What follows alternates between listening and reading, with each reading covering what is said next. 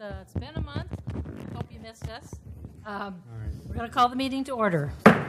Roll call, please. Vice Mayor Cruz. Here. Councilmember Hewer. Here. Councilmember Campion. Here. Councilmember Lamson. Here. Mayor Powers. Here. I guess first we ought to say there was no closed session, so there's nothing to report back. Now we'll have a little silent prayer and then the flag salute.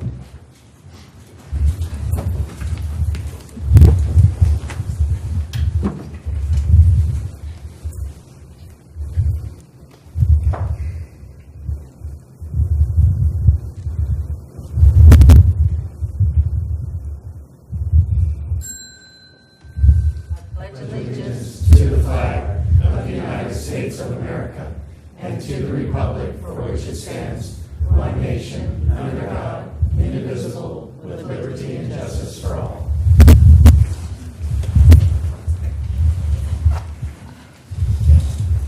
Come on. Okay, Donna, would you please read the video statement?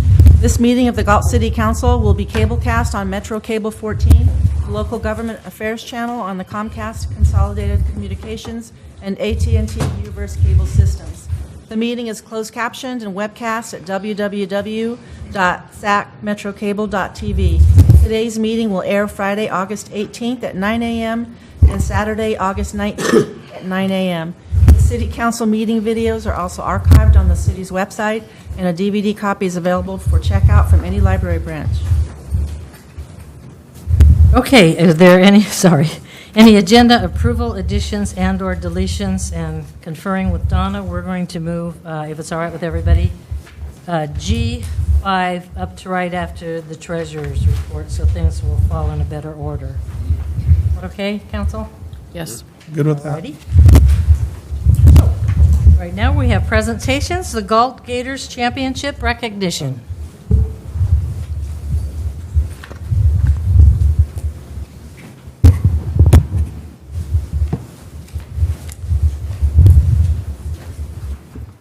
Mayor and City Council, thank you for having us here tonight. We have some swimmers as well as head coach Ricky Hegner and assistant coach Andres Ramos here with us. So this year we won our fourth consecutive championships and dual meet. We were undefeated with the dual meet season. This is our second year in the Eureka Conference, which is, there's 5 conferences in the Northern California Swim League. Before that, we were in the Motherlode Conference, and we won those 2 years in a row as well. This year, we came in first with the Galt Gators, then Dixon Dolphins, Sunrise, Laguna Creek Gators, and Fulton El Camino. So we have some swimmers in attendance, and I'd like to recognize everyone who has won an award. I don't know if you'd like everyone to come up now, or What do you want to do? well, we're going to get a picture, so we might as well Galt Gators. If you'd like to come up with Ricky and Coach Andres.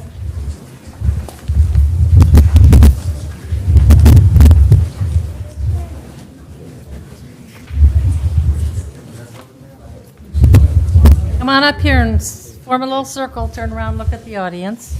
Show them your pretty faces and give us a big smile. Now breathe later.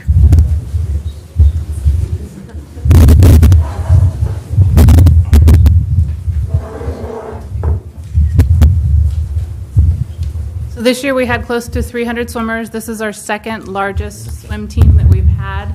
Our largest was probably, I believe, well, it was 344 swimmers in about 1991. And I think a lot of it has to do with our coaches and with our swimmers. So those that were here and that were recognized with awards this year, we have coaches awards. 7-8 girls, we have Courtney Brower and Sydney Taylor. And then in 9-10, we have Taylor Klein, who also won another award. We have, in 13-14, we have Miss Ariana Ortega. And in 15-18s, we have Marie Carey. For most improved, in 6 and under, we have Ryan Brower, who's up in front. And in 13-14, we have Ava Lone.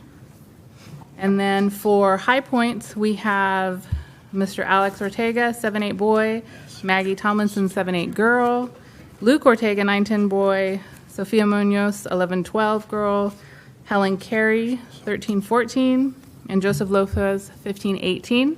And then we'd also like to especially recognize Helen Carey, who's standing right in the middle. She is actually our Gator of the Year. So that 13-14.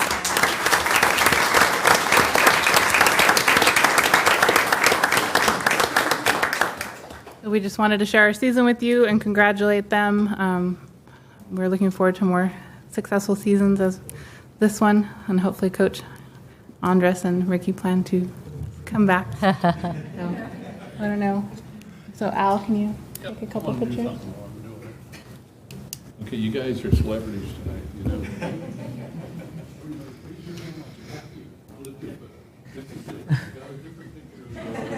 Excellent. This is how you won this thing. Your tongues. At least smile, Joe.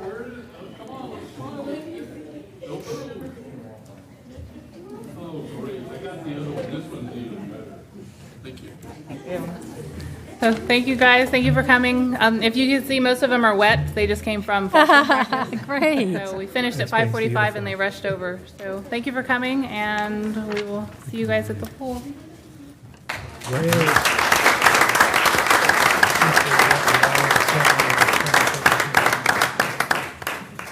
Okay, next we have Brenda Renfro, Certificate of Recognition. Just go ahead and take them with you. All right, take them.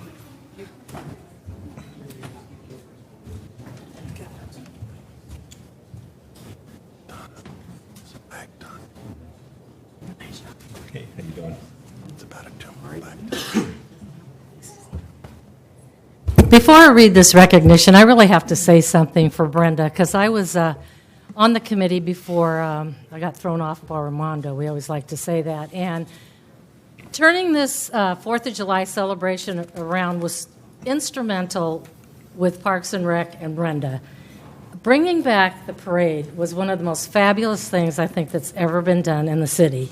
It brings everybody out, and what the whole idea was, we wanted to make sure that everybody came out and had a great day on the 4th of July or 3rd or 2nd or whenever, and that parade just brought the town out, and so many people have been ranting and raving about it from the get-go. You took the bull by the horns, and you really, really did a fantastic job, and we're really sorry that you're leaving, but we have faith that it will continue in the wonderful way that you started it, and we can't thank you enough. So I'm going to read this certificate of recognition from the rest of the City Council.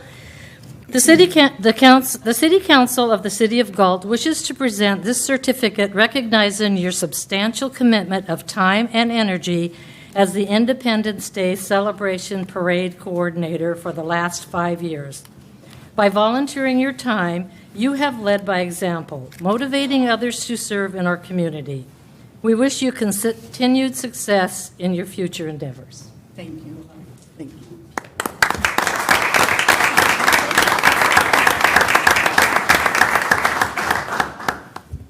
Well, it's been a long 5 years, but I've enjoyed every minute of it. I've put my heart and soul into the parade, and it started off, a bit difficult, but as the years got through it, as the years went on, I should say, it got easier and easier for me. So like she said, I hope it continues to be a success, and if you need any of my help, I'm always here for you, but it's time for me to drop the, what do you call it, the baton, and and move over so somebody else can take and enjoy it as much as I have. But like I said, I hope that the person that handles it next time does just as good a job and has fun at it as well. But thank you, everybody, for your decision to let me do it and give me free rein for all these years, because I've really enjoyed it myself. So thanks again.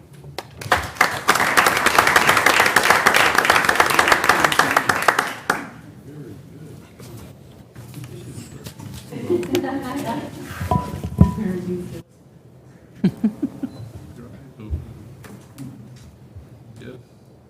Excellent. Thanks again.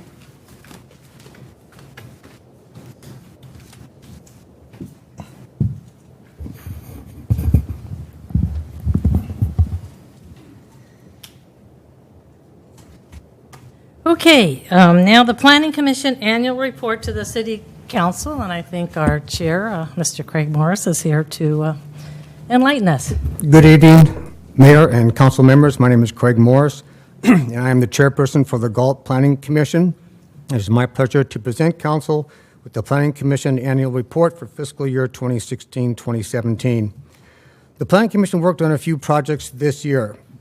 We approved 2 tentative subdivision map extensions, one for the Fairway Oaks project and the other for River Oaks 3. We also approved the map amendment for River Oaks 3 project. We reviewed and made recommendations on the architectural plans for the Dry Creek Oaks Senior Project. In addition, the Planning Commission made recommendations to the City Council on 3 ordinance amendments. They included allowing hen chickens in the city limits, changing the formula for dedication of parklands, and the ordinance for allowing personal cultivation of cannabis. The Planning Commission also approved the annual CIP General Plan Commission check and recommended approval of the General Plan and Housing Element Progress Report. I'd like to thank my fellow commissioners for their efforts, Vice Chair Liam McFadden, Commissioners Sherry Daly, Doug Cannell, and Paul Sandu. A special thank goes out to the Planning Commission staff for their dedication and hard work, led by our Director, Chris Urias. That concludes the Planning Commission report to Council. I'd like to thank the Council for the opportunity to serve the community and provide this report. Thank you. Thank you very much, Craig. Hey, Donna, would you please read public comment? Under Government Code Section 54954.3, members of the public may address the council on non-agenda items. Speakers may address council on any agenda item during consideration of the item. Speakers shall restrict their comments to issues that are within the subject matter jurisdiction of the City Council and limit comments to a maximum of 5 minutes. Please fill out a speaker sheet located on the table inside the entrances to the council chambers and forward the completed speaker sheet to the clerk. I don't have anything for No speaker sheets. Okay, let's go to the information and consent calendar. Donna, would you please read the 3 items? Minutes of the regular meeting of July 18th, 2017. Receive and file warrants for the period ending August 1st, 2017. And the Sacramento County Local Hazard Mitigation Plan update. Do I have a motion, council? So moved. Second? Second. Okay, Cruz and Hewer. Call for the vote, please. Vice Mayor Cruz. Aye. Councilmember Hewer. Aye. Councilmember Campion. Aye. Councilmember Lamson. Aye. Mayor Powers. Aye, passes 5-0. Okay, now we're down to the Treasurer's Office, the Treasurer's Report for the period ending June 2017, and that's to you, Sean. Thank you very much, Madam Mayor, council members. Before you have the Treasurer's Report as of June 2017, and I just want to hit a few highlights as far as what has happened in the last quarter. Just to let you know, 52% of our investable funds are in government agencies, which are Fannie Mae, Freddie Mac, Federal Home Loan Bank. Those are bonds. They're callable step-up bonds. 26% is in LAIF, which is the state's local agency investment fund, and 22% is a mix between, say, local CDs, non-local CDs, money markets, and our checking account. So that's pretty much the mix that we have. During this past quarter, based upon some prompting, farmers and merchants raised their money market rate from 0.5% to 0.75%, which was good. It's good in these days for a money market account. I still took out $1.5 million out of it and put it in LAIF, and the reason is because LAIF was paying a little bit more. Also during the quarter, we funded the wastewater debt reserve account, and as far as interest rates go, LAIF is now a little bit over 1%. As of the end of June, it was 0.98, so it was approaching 1%, but now it's actually over 1%, and that doesn't sound like much, but LAIF has not been at 1% for the last 7 years. So just to put everything in perspective. And also tonight, whenever I do the June report, I also provide the amount of interest earned for the last fiscal year. So for the year 2016-2017, the city earned $413,000 in interest. In comparison, 10 years ago, so the 06-07 fiscal year, the city earned about $2 million in interest. course, that's when interest rates were a lot higher. Now, also in comparison, about 3 years ago, we were on around $200,000 in interest. So again, the amount of interest we earn simply depends upon the interest rates at the time, which is common sense. So with that, I ask that you accept the treasurer's report as of June 2017. If you have any questions, I'll be more than happy to answer them. Thank you. Thank you, John. Thank you. Do I have a motion to approve, please? So moved. Second? Second. Okay, Campion and Cruz. Call for the vote, please. Vice Mayor Cruz? Aye. Councilmember Hewer? Aye. Councilmember Campion? Aye. Councilmember Lamson? Aye. Mayor Powers? Aye, passes 5-0. So Armando, we're going to move you up and have the Armando Day celebration review, please. I mean, the Armando Day. It is kind of the Armando Day. You do work awfully hard on it. The Independence Day celebration review. Where am I pointing this thing at? Oh, where's the? I have been. The delay's too long. Good evening, Mayor and City Council. Thank you for allowing me to present this. Armando Solis, Parks and Rec Director. Today, I will be presenting the IDC 2017 Cost and Revenue Review. We have our founding father sponsor, Cal Waste, returned in 2017. Thank you, Mr. Vaccarezza. I don't know if he's here today, for his continued support in this event. We could not have this event without him.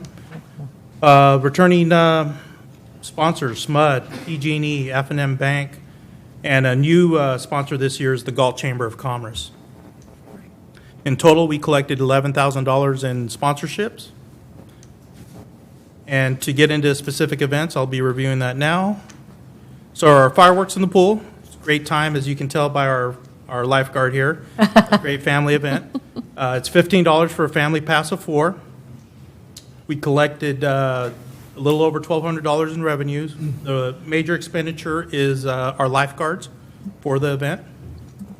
Our IDC parade, again, thank you, Brenda. You've grown this parade into this, what it is today. Without you, it never would have happened, so thank you.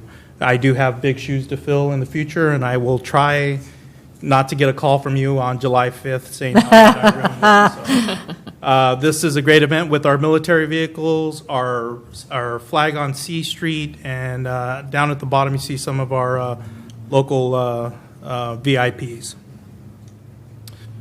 The major cost of this event is our police department and public works department for the street closures. Again, they did a great job in having this event. There were no issues that I'm aware of, and I thank both departments for their help in it.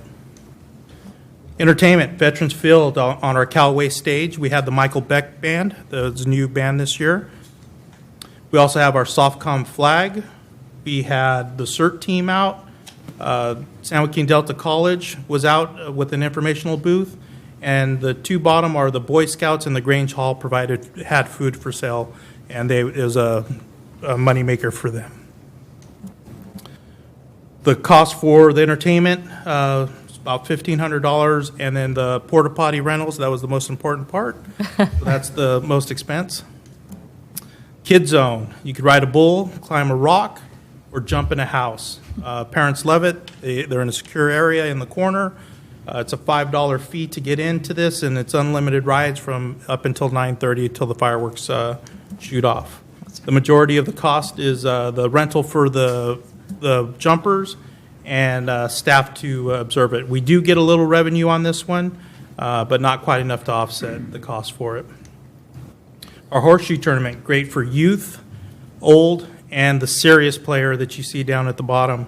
The two here, father and son, Bustamante family, they won the doubles. It's $5 per person, and the major cost is with the employee to run the tournament, an all-day tournament. We have advertising that we have to pay for, and we have our fireworks fencing that we block off the one-way for the fireworks to keep our patrons safe. In total, you see our expenditure, revenues, and profit loss for the whole events. So in total, we have $11,000 in sponsorship, a little over $2,500 in revenues. Event costs a little over $11,000, which leaves us a little over $2,500 left. The reason we have some money left over is last year, 2016, we had a little money left over. I wound up buying banners, posters. I did all that purchasing with last year's money. So this year, what I want to do is we need to get some more easy ups. We have electrical needs, replace some worn out flags, and with banners for next year. So that's what I'll be doing with this money that was left over, trying to prepare for next year's event. Our IDC fireworks app. This was a feature added at the last minute, provided by us by J&M Displays. What you could do is download this app from them. This would come up. You would select the available events, which would be the City of Galt Independence Day celebration. It would tell you it would start at 9:30. At 9:30, it would start playing music, fireworks sponsored by, and then while the music's playing, sorry, fat fingers. So anyways, sorry.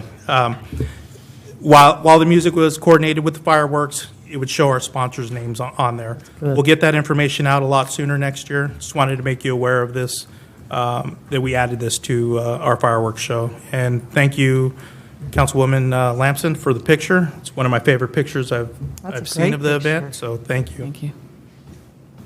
That takes us to our fifth annual Tom Memorial 5K run. With the help of Robin Nelson and Sharon Hafner that have been with us. The profits from this year's event will benefit the Galt Police Department Explorer Program, Galt Youth Commission, and the Parks and Rec Scholarship Program. The 5K sponsors, Kaiser, Cordon Bleu, Cardinal Glass, Quick Stop, and Champ are our sponsors for 2017. I'm going to show you a couple pictures of the event. You have our what is my favorite part of the 5K, the lining up and starting of the event on C Street under the flag. We have Robin here, who, if not for her, this event probably wouldn't be going on. We have some very important people here. I don't know who those people are, but they are there. And we have our four-legged friends down at the bottom. I just like to add this one is very patriotic, and he also is my dog. It's very cute. I don't know if you guys saw the kid riding around on a skateboard in the camera. His name is Trevor Mention. And I was trying to figure out what he was doing that day because he just didn't look, he looked out of place. But what he was doing, he was filming a commercial for our next year's 5K event. Oh, and I'm going to show it wow. to you right now.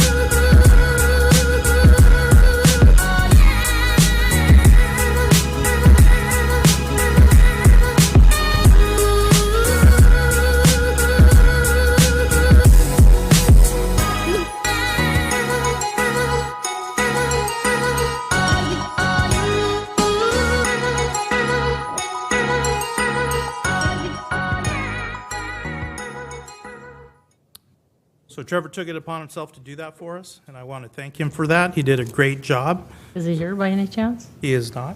Oh, We'll be using that for next year's advertising on our nice. website. that's really nice. He's a Galt High student, correct? Yes. So to review the 5K cost of revenues, we had $2,500 in sponsorships, registration of $4,300, event cost a little over $41,000, total donation of $26,997. It'll be distributed in this manner to each one of these groups for a total of $1,755. And what we're going to do is we're going to carry over $942. Sponsorships are becoming a little harder and harder to find, so what we want to do is make sure we don't shortchange this event next year. So we're going to carry over the $942 to next year's event to make sure we can still provide everything that we've been doing in the past. So I'd be glad to take any questions that you might have for the event. I just think it's a great day. I think it's a fun day for all of us to come out and meet our constituents and everybody else, to meet everybody else in the town, and it's just a really nice day. Everybody is always so happy, so it's nice to have a happy day. Yeah, it is.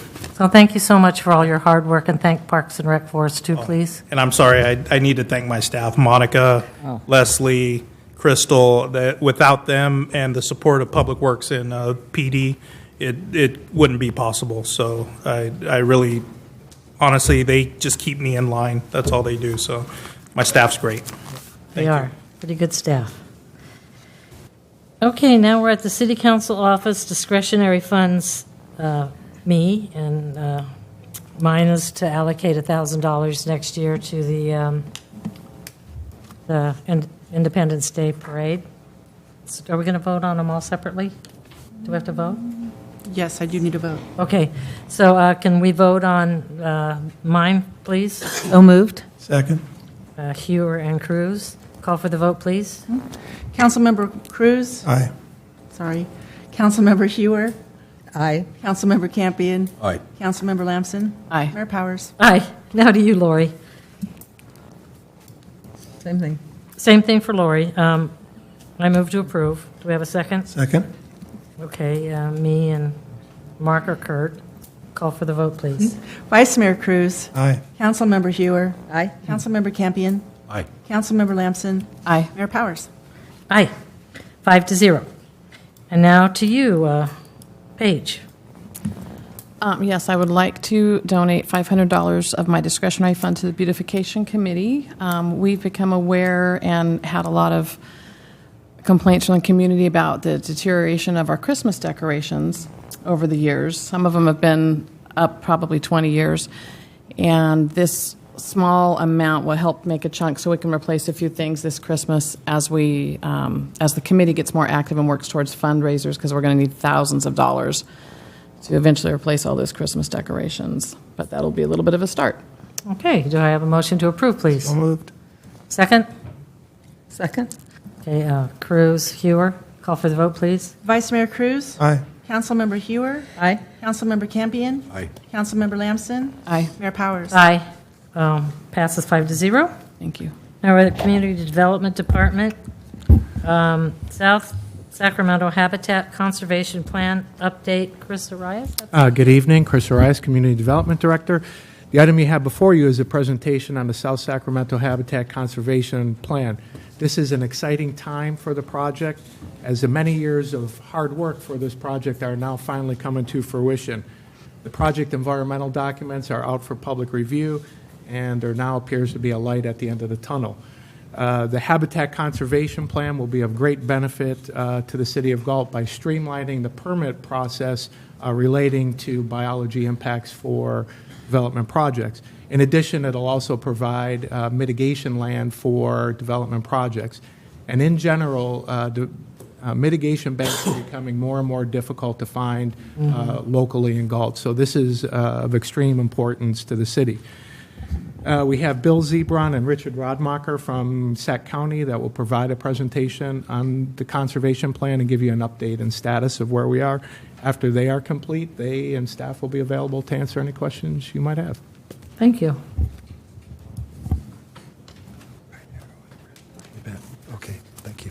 Well, thank you very much, Chris and Madam Mayor, members of the council. It's a pleasure to be here tonight to give you an update on the plan. What I'm going to do is just review kind of the general adoption schedule, where we are in the process, and then provide a brief kind of high-level plan overview, talk a bit about the governance and economics, and then the amount of work we've been doing on public outreach, which is really quite extensive. And we're right in the middle, kind of nearing the end of the formal public review process there. So, and then open it to your questions.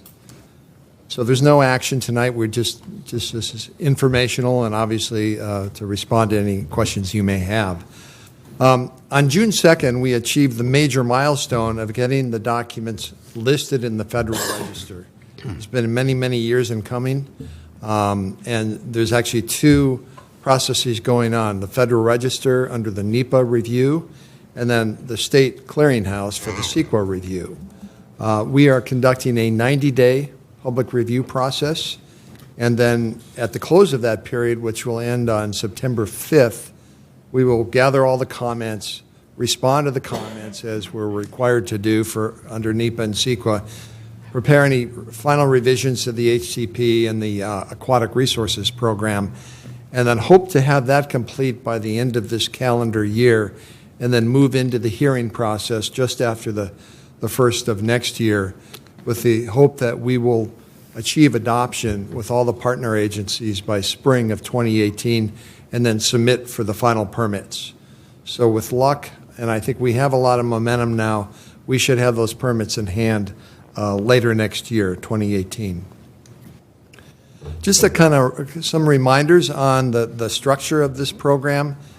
It's a partnership among the local agencies, Sacramento County, yourselves, the City of Galt, and the City of Rancho Cordova, the Capital Southeast Connector, and the County Regional Sanitation District. Before I go on, too, let me also mention that Chris did mention Rich is here, Rich Rodmacher. He's worked many, many years on the plan, and really a lot of the credit goes to him for the hard work he's put in. Gene Endicott, next to Rich out there, is also a consultant on the public outreach program and is doing a great job helping us in that part of the effort. So just as a reminder, why are we doing this? Why has there been all this work over the many, many years? I think it's clear that all of the stakeholders, all of the development stakeholders, the environmental stakeholders, some of the landowners, the government officials really feel that the current permit process is very costly, time-consuming, inefficient, and does not lead to good outcomes in terms of the conservation. That's a really important concept to kind of understand here, because it's a fragmented approach rather than this kind of holistic approach we're taking. Also, fundamentally, the Fish and Wildlife Service has made a policy decision that they are no longer going to be processing the individual permits under what's Section 7 of the Endangered Species Act, but rather moving towards these HCPs under Section 10. So all future development now will be required to come in under them. And it's not just here in Sacramento County, but some of the surrounding counties that are in the middle of their processes as well. So those are some compelling reasons. I think the goal here is to come up with a much more predictable, efficient, faster process that works better for the regulated community, but also, very importantly, achieves better conservation. And then it will bring the decision-making process to the local level, which I'll talk about here in a minute. So what is this process? What are the permits that we're looking to achieve? And the really unique feature about this program is it's an integrated program that will combine some permit processes that have never been combined before. First of all, the Federal Endangered Species Act, administered by the Federal Fish and Wildlife Service, but also, importantly, the Clean Water Act. Section 404 of the Clean Water Act, administered by the Corps of Engineers. So two very, very different acts, two different, they're administered differently, and a lot of times they don't work well together. Now we've brought these agencies along to cooperate together to come up with a coordinated approach. There's also a similar process at the state level under the State Endangered Species Act, and then the Water Quality Clean Water Act, Section 401, which is the water quality component, administered by the Regional Water Quality Control Board. So all of those now are part of this comprehensive program for permitting. And so this kind of outlines some of the key plan components. We're looking at achieving 50-year permits. So the local entity, and I'll talk about the JPA, we've been in front of you before that, previously on that, and the local plan partners will all hold permits in common, a permit in common for both the Endangered Species Act and the California Endangered Species Act, both the federal and state. There will be a conservation strategy protecting 28 some species. So rather than a one-off approach, one by one, we're doing it comprehensively so that we don't have to go back in case we're covering species that may be listed in the future, that aren't right now, but may be, as well as the ones that are listed. And then, as I mentioned before, this Integrated Aquatic Resources Program under Section 404 will lead to a more streamlined approach for Clean Water Act permitting. And then, of course, the EIR, it's a combined document under NEPA-CEQA, and then it'll be mitigated through or implemented through a mitigation fee program as well as local ordinances. So I probably have about 5 more slides, and then we can open it up for any questions you may have. Again, a reminder on the plan area, it's most of South Sacramento County, roughly not quite a 318,000 acre area bordered by Highway 50 to the north, El Dorado and parts of Amador to the east, San Joaquin County to the south, and pretty much the Sacramento River on the west. The gray areas up there show the area where urban development is projected to occur, including all of your sphere of influence. So that's where the impacts would occur, and as much as 33,600 and some acres over that 50-year period. So really a long-term vision. The preserve system then would be about a 36,000 acre preserve, and there are some preserves that have already been set aside within the county, within the urban development area, that have been agreed to by developers, but most of that would occur outside the area, in the area outside the gray.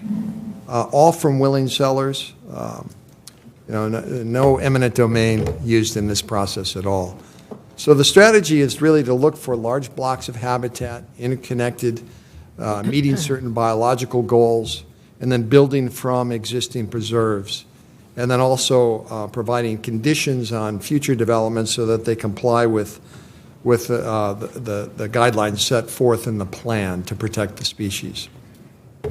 I talked about the Aquatic Resources Program. Again, there's a separate plan. There's the HCP and the Aquatic Resources Plan that, rather than look at small little pockets of vernal pools and so forth, looks at it more at a watershed level basis. So landscape level watershed protection is provided, as well as a streamlined 404 permit process. The locals we will actually hold the permit for small projects up to 2 acres of fill, called a programmatic permit, but then for larger projects, the Corps will still issue those, but if projects are in compliance with our plan, that will be considerably streamlined over what it is today. And then it all, as I mentioned before, will be implemented locally through an ordinance and fee program. This slide speaks to that a little bit. Developer fees, mitigate, and we have both. There's a component required for preservation under the Endangered Species Act, and there's a component required for the what they call compensatory mitigation under the Clean Water Act, administered by the Corps. Rather than having 2 different fees, we have one. We're going to have one committee with the regulators together working to do that kind of in a much more efficient way. Also, we'll provide for an endowment to ensure long-term operation and maintenance of the preserves. I mentioned wetland. The ordinances will be part of it, both an implementing and a wetlands protection ordinance, and that's down the road for your consideration. And then a jumpstart program, which means we're actually out there right now talking to some landowners who are interested in selling conservation easements to us at this stage. So, and we're feeling pretty confident we're going to have some lands established, set aside by the time we get those permits, which will be a big advance both in helping us get our permits and also achieving the goals of the plan. And then finally, importantly, the implementation will occur. That should actually say the South Sacramento Conservation Agency. We've been before you on that some time ago, earlier in the year. The JPA was approved by all the governing members of the governing board. It's been authorized by the state. We haven't actually formed it and got it operating yet, but we will be doing that fairly soon, probably late fall. And because the JPA itself will need to adopt the plan, as well as your council and the council and the board, the council from Rancho, and anybody holding the permit in common. So the one thing I would say is that you will need to make an appointment to that board. You'll have one seat on that board as was part of that agreement. So that is kind of the plan that we're at right now in terms of implementation. I have two final slides on public outreach, and I'm not going to read all of this off, but it just suffice it to say it's been extensive. This is all the outreach that's occurred, at least on my watch, and I've been involved about 4 years, prior to the Federal Register listing in June, and we've probably held at least 50 stakeholder meetings. All of the county CPACs, their community advisory boards, all of the key stakeholders, the ECOS, the BIA, Cattlemen's, the Farm Bureau, et cetera, individual landowners, developer representatives, and then briefings in front of the various jurisdictions involved, as well as keeping our congressional representatives up to speed on this. And they all seem to be very supportive. I mean, there's a lot of enthusiasm about the fact that we're at this stage. So since January 2nd, well, we have 18 workshops planned. I think we've done probably 12, 13 or 14 to date. We have one every day next week, kind of moving towards the end of that public review period. And they're all mentioned here. Again, the CPACs, all the same groups that I mentioned previously. And then ongoing meetings with the individual stakeholders. So that will conclude on September 5th. Then we're going to respond to the comments and then prepare the final documents, and we'll be back in front of you. Again, it will be after the first of the year to commence the approval process. So that concludes my presentation right now, and I'm happy to entertain any questions or comments you may have at this stage. Council? You addressed, I think, at least one of the questions I had with regard to property acquisition. Yes. At the time the permits or at the time the plan and permits have been issued. And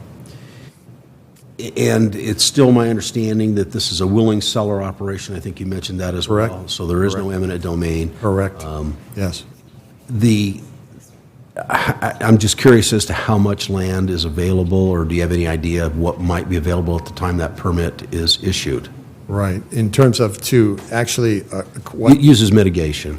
what the inventory, well, okay, so what we're actually working on,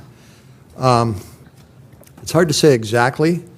First of all, just to kind of break it down a little bit, there are 5 major master plans that are located within the urban development area. 2 are in the county, and 3 are in the county, and 2 are in Rancho Cordova. As part of their planning process, some are specific plans, they've agreed to actually set aside preserves. I see. And some have already been approved, okay? And one actually has, through what we call an on-ramp, able to achieve their permits already. Those are kind of locked in. Good. So I'm not sure the acreage on those, but that's very valuable vernal pool habitat within their core recovery area. In addition, there are a couple of major landowners that we're talking to right now, and we're advancing to a kind of a letter of intent stage. And one of the plan partners may have some available funding to help us jumpstart the program before the fees start coming in. Okay. But all told, it could be 5 to maybe 8 or 10,000 acres. Wow. Yeah. That's significant. Yeah, it could be. It could be. I don't want to Sure. oversell that, but that's sort of the numbers that we're looking at this stage, yes. Which would, again, if you're looking at 36,000 acres over a 50-year period, that's a tremendous jump. head start, yes. Oh, yeah, it would just be, it would appear difficult if you're relying solely on the mitigation fees because you've got to have some advanced funding somewhere. Yes, yes. In order for it to Right. really work efficiently. Right, exactly. So that's kind of where we're at there. Very pleased where you're at. Thank you. Rich will have to retire one of these days. We can't until we get well rolling here, yes. Thank you. Thank you very much. You're welcome. Council, anything else? Thank you very much. Okay, thank you. Thanks. Okay, now we're on to the Finance Department, Public Educational and Governmental Funding Grant. That's to you, Emily. Good evening, Mayor. I've asked Vera Wittenberg, our newest accounting manager, to present this item. No PowerPoint. Good evening, Mayor Powers and council members. My name is Vera Wittenberg. Like Emily mentioned, I am one of the accounting managers here at the city. What I have for you tonight is the Public Educational Governmental Grant. It's otherwise known as the PEG grant. This is an annual grant that we receive from the Sacramento Metropolitan Cable Television Commission. The commission receives these funds and passes it along to local agencies to help better improve communications with the public. We've requested $55,427 to help, and that's going to be going towards monitors and to help with the closed captioning, improved microphones, and then we're also going to do monitors out in the lobby, so whenever there's overflow, we can still see the presentations out in the lobby. And then this is also going to go towards some of the back-end improvements. The work needs to be completed by the end of May. We have to submit everything to the commission by the end of June. And I'd be happy to take any questions. Council? Okay, Donna, would you please then, thank you very much. Thank you. Donna, would you please then read the recommended action? Adopt a resolution accepting the public, educational, and governmental funding in the amount of $55,427 from the Sacramento Metropolitan Cable Television Commission for infrastructure improvements to the city's cable broadcast and appropriate the project funding. Do I have a motion? Motion to approve? Do I have a second? Second. Okay, we'll go with Hewer and Lamson. Call for the vote, please. Vice Mayor Cruz? Aye. Councilmember Hewer? Aye. Councilmember Campion? Aye. Councilmember Lamson? Aye. Mayor Powers? Aye, thank you. And thank you very much for the report, and that's really nice, Emily, that you let some of your staff come up and give reports. We always want to give people opportunities. I think that's great. Okay, now we're at the Public Works Department. Authorization to purchase a wheel loader and compact track loader for the wastewater treatment plant. That's to you, Mr. Winkler. Madam Mayor and council members, we're pleased to be bringing to a conclusion our multi-year investment plan, for which we'll be talking in a moment about wastewater rates to repay SRF loans. But 3 years ago, when we applied for the initial SRF loan, we knew that we were going to need some additional equipment to accommodate operationally what we're bringing online with the recently plant upgrades. And so we're now coming down on an expenditure deadline for the last couple of pieces of equipment that were planned for in that grant application. Need to expend those in the next month or so. And so we'll give you a quick overview. I'd like to introduce Alice Bernardina. She's one of our staff engineers, and she'll give you a real quick overview of what we're purchasing. Good evening, Mayor and City Council members. Thank you.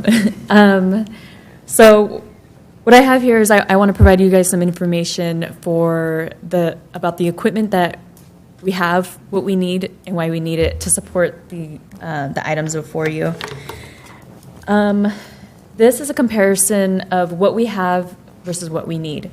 So these are track loaders. We own the wastewater treatment plant owns the track loader to the left.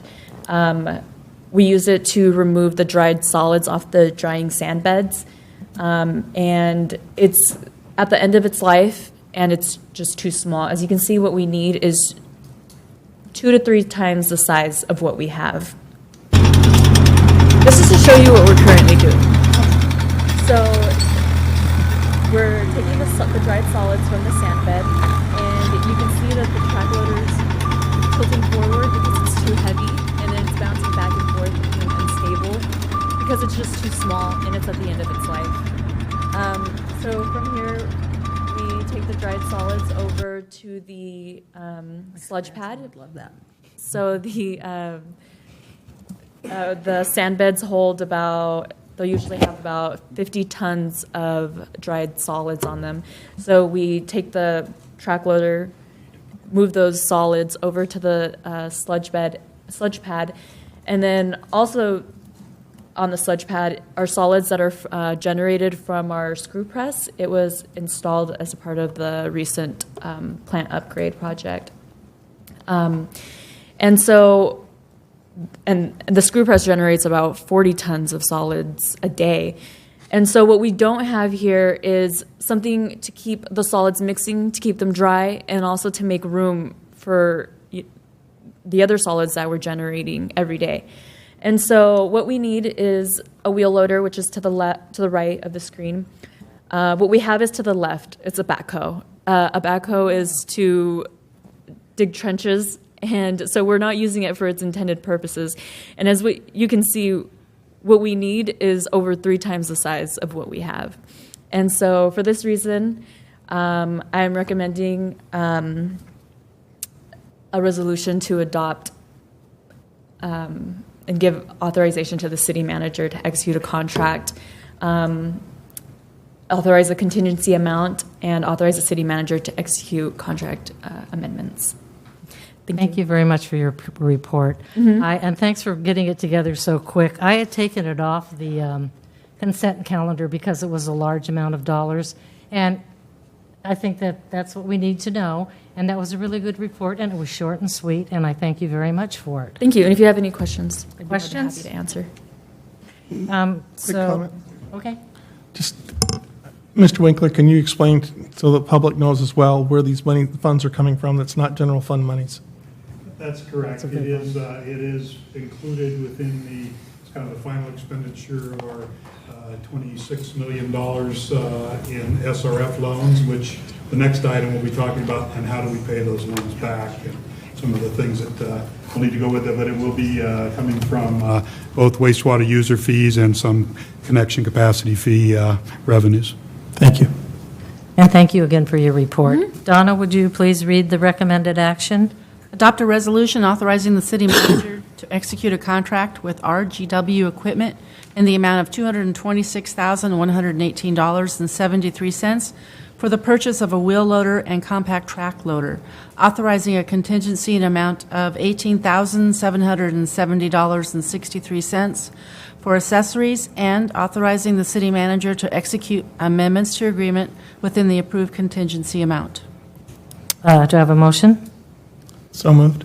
Second? Second. Cruz and Lamson. Call for the vote, please. Vice Mayor Cruz? Aye. Councilmember Hewer? Aye. Councilmember Campion? Aye. Councilmember Lamson? Aye. Mayor Powers? Aye, pass 5-0.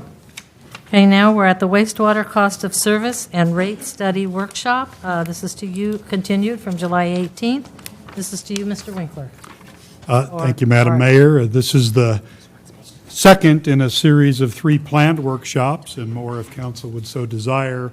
We're trying to sort of educate both the council and the public at large as to the expenditure obligations that we need to pay back as part of these $26 million of loans that have been taken out. And so we had a number of questions back on July 18th from both the public and from the council, and comments. And so we're going to try to answer those, as well as add to sort of the workshop, work study session, talking about capacity fees tonight, which would be more of developer impact fees. So Mark Clarkson will start us off. Mayor, City Council, it's really hard to follow that video of the sludge being moved off the drying beds. She was going to bring buckets here, but we declined that. Buckets. Anyway, getting to our second study session that we have, as Mr. Winkler indicated, there were a series of questions and comments and concerns that were brought up at the last one. So we're going to go through that, but first we're going to give you a quick little rundown of what occurred at the last meeting and where we stood on the rates that we had proposed at that time. And we're going to have Abib Isaac from Reftelis who's going to give that portion of it. Thank you, Mark. Good evening, Mayor and Powers, council members, city staff, and the public. As Mark mentioned, we're kind of going to be tag teaming on this PowerPoint presentation. I'm going to give a rundown on where we were back in July 18th to summarize to lead into the questions that you had that Mark will take over. And then there's additional analysis that actually helped give some results and input that you'll see. So when we started, we wanted to see where you are currently in your financial outlook. And what we showed you was the bar graph here extends for about 10 years, and it shows your expenses based on different types of expense, which is shown by different colors. And then the trend line that goes horizontally, that is your current revenues that are coming in.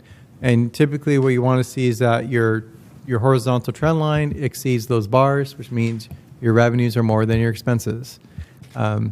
And one of the main contributing factors to this is the fact that you do have a new SRF loan for the additional expansion, and that is already an obligation that you must pay. So now we're coming in the rears to then update the cost of service analysis, the report. So even if we didn't do anything to the rates in terms of cost of service, we would still need to tack on the debt service payments to all the accounts. So this is the outlook when we look at just including the SRF loan number 2, and also looking at any revenues that are available to offset and mitigate any type of increases to the rates.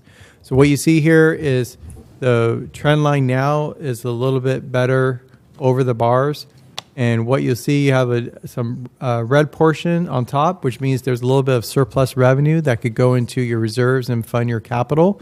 That's above your operating cost. And the way that that's possible is we incorporated the cost per account for the SRF loan number 2, just like what you did in previous years for SRF loan number 1.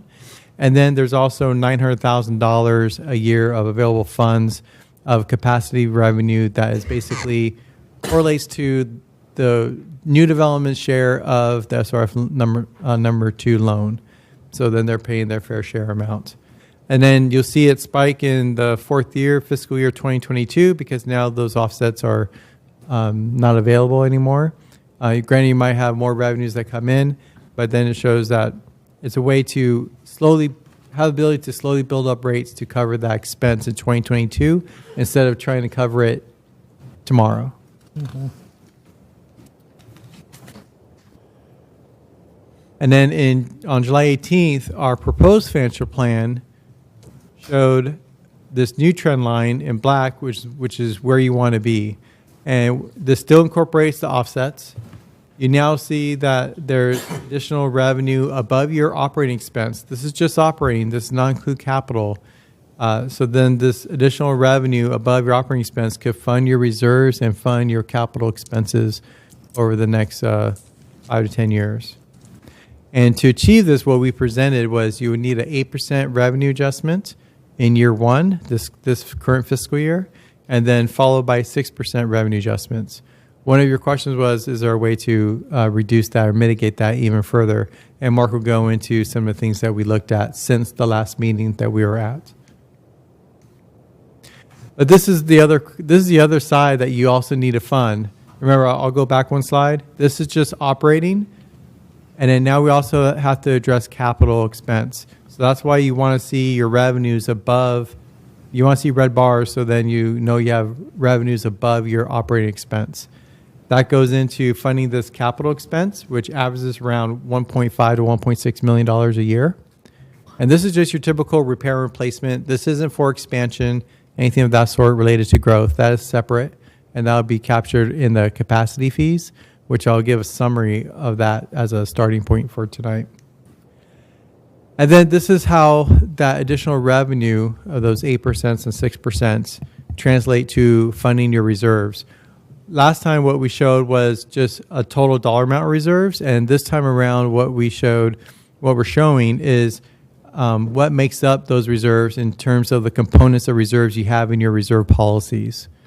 So some of the examples are you have an operating reserve, you have a debt service reserve for your loans, you have a rate stabilization reserve, you have a capital reserve, and those collectively make up your total reserves. And you also have an emergency reserve as well.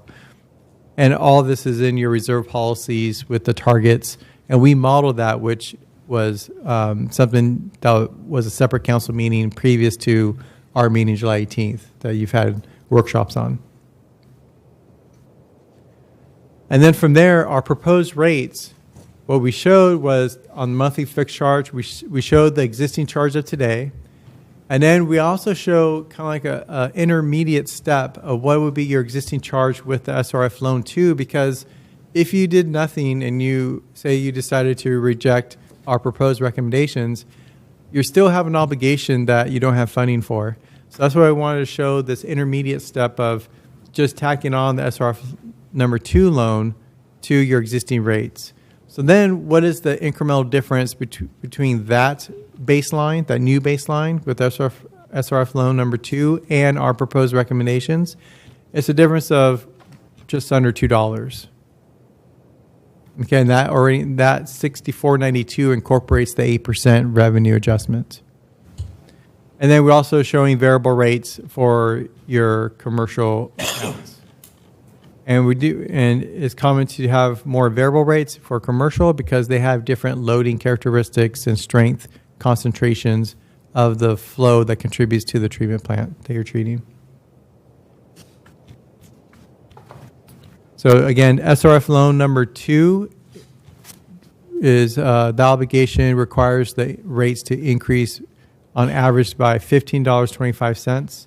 And then the additional amount related to the 8% revenue adjustment above total revenues is $1.30. And that's pretty much for your operating costs. Now, one thing that we wanted to do was kind of give you a baseline of where we were, what we discussed.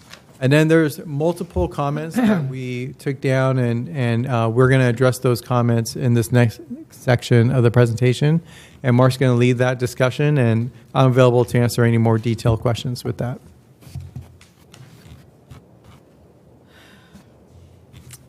We, after reviewing the last session, we found that there were approximately 8 combinations of questions, concerns, comments that came to us. And in the staff report in here, I just kind of summarized what they were. The first 2 on revisiting the utility reserve policy and reduce the first year revenue increase from, reduce it from 8 to 6. We're going to talk about those together, and even though Mr. Isaac thinks he's out of this really quick, he's going to be right back up here to talk about those 2 items. Then we're going to individually talk about the researching the historic data on SRF 1 and the feasibility of individuals to pay off their SRF loans early.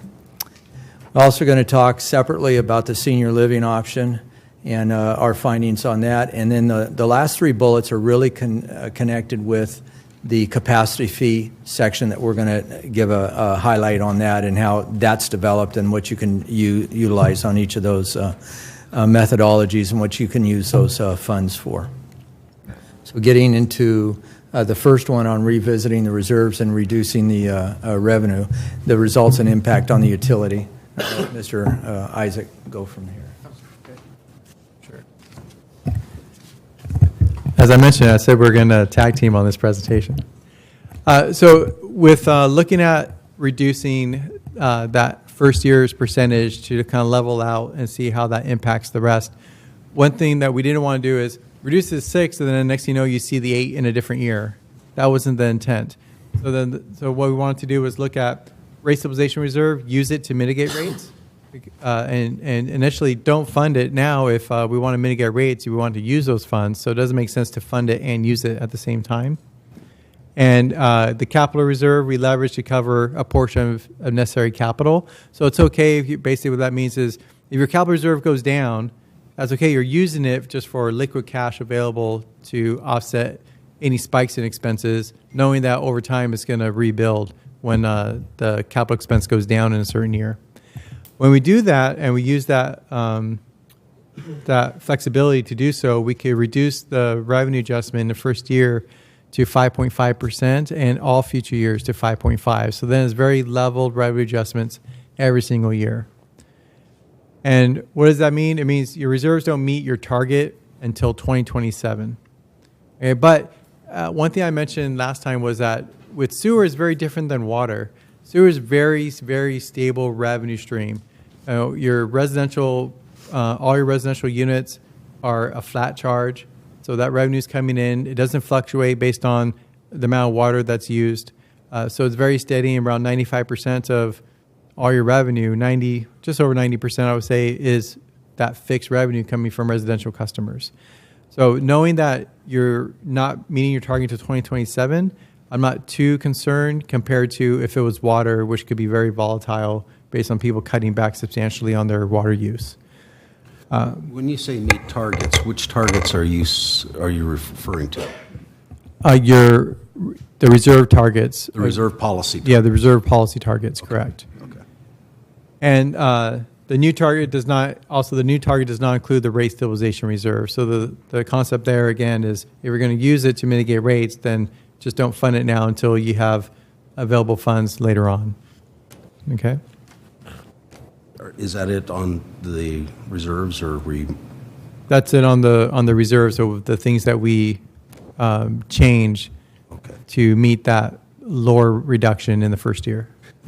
I guess when we were discussing that at the meeting, I had looked at it a little differently.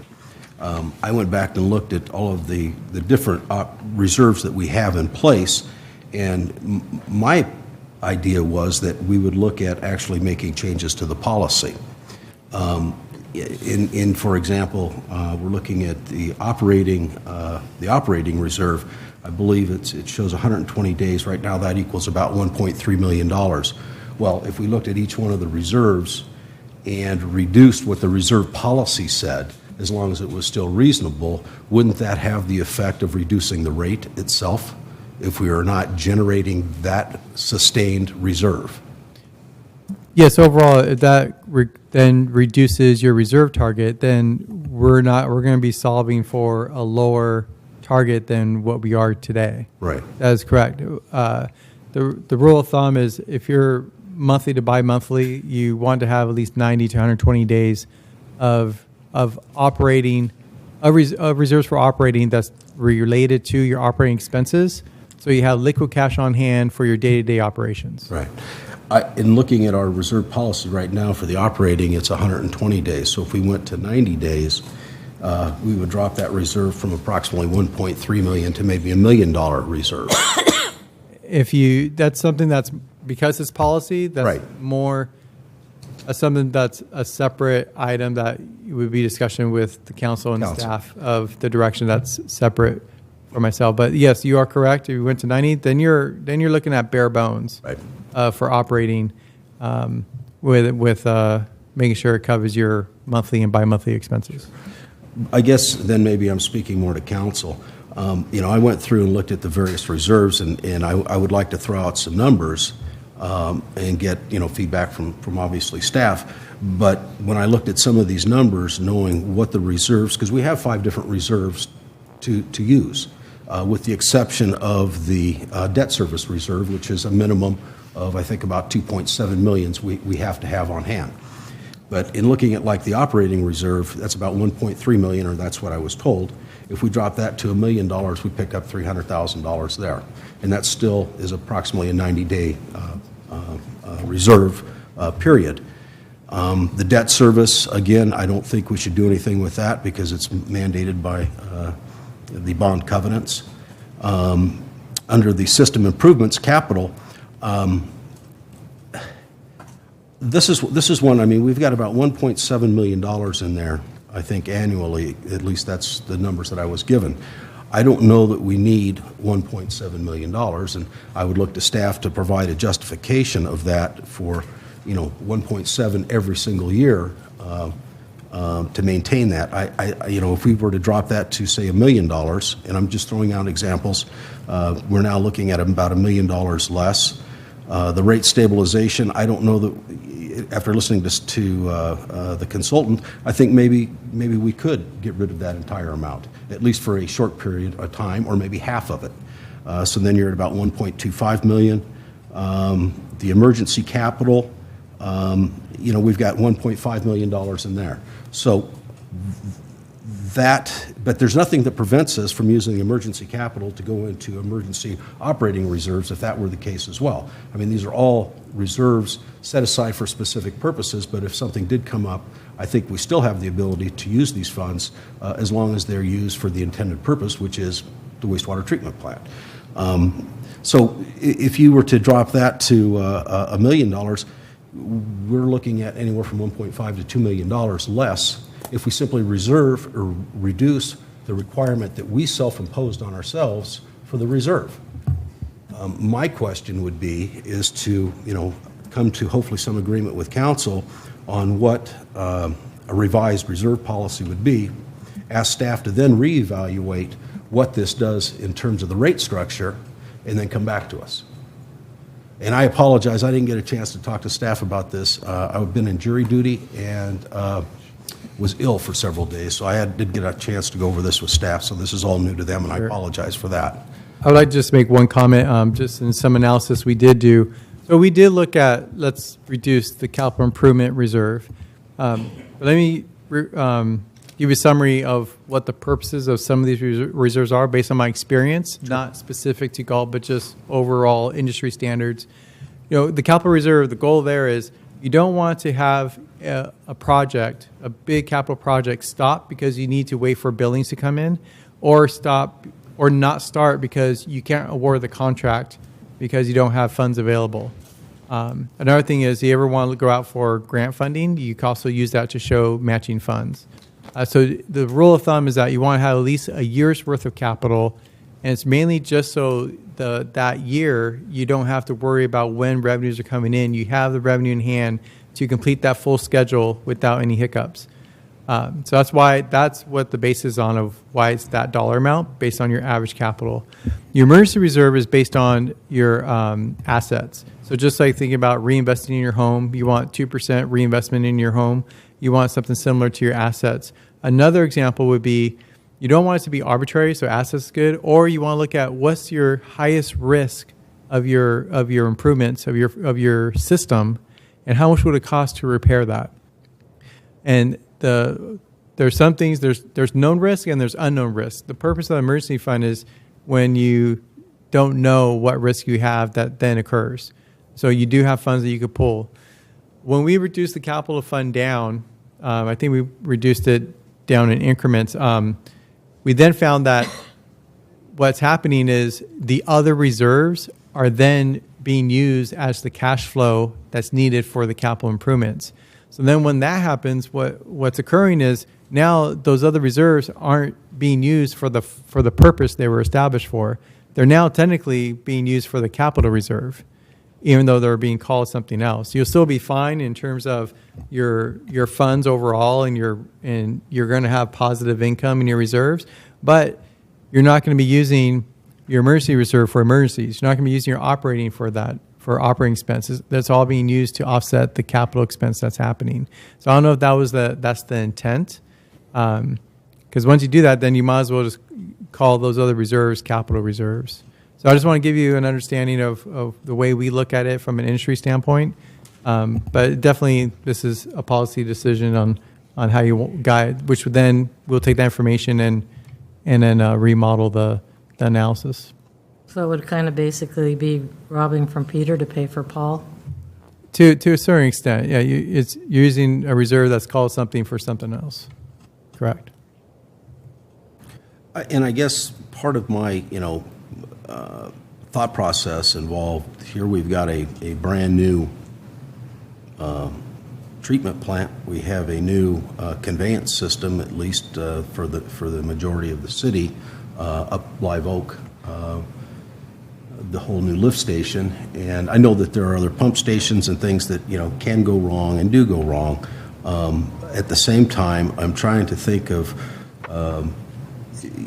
I know we don't want to extend the debt service like it indicated, it'd be about $1.6 million in 2027 if we go from the 8% to the 6%.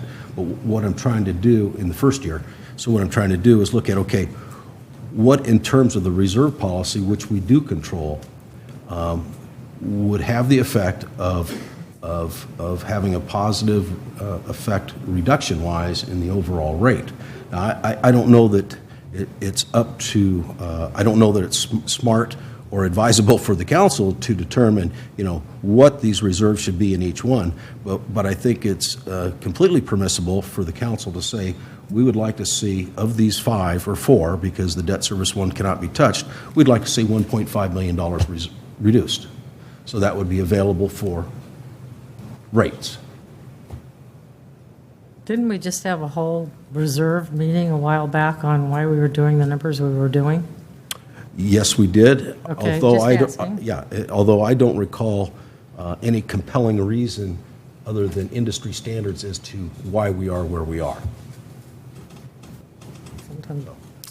Okay. I would like to make a comment on the reserves.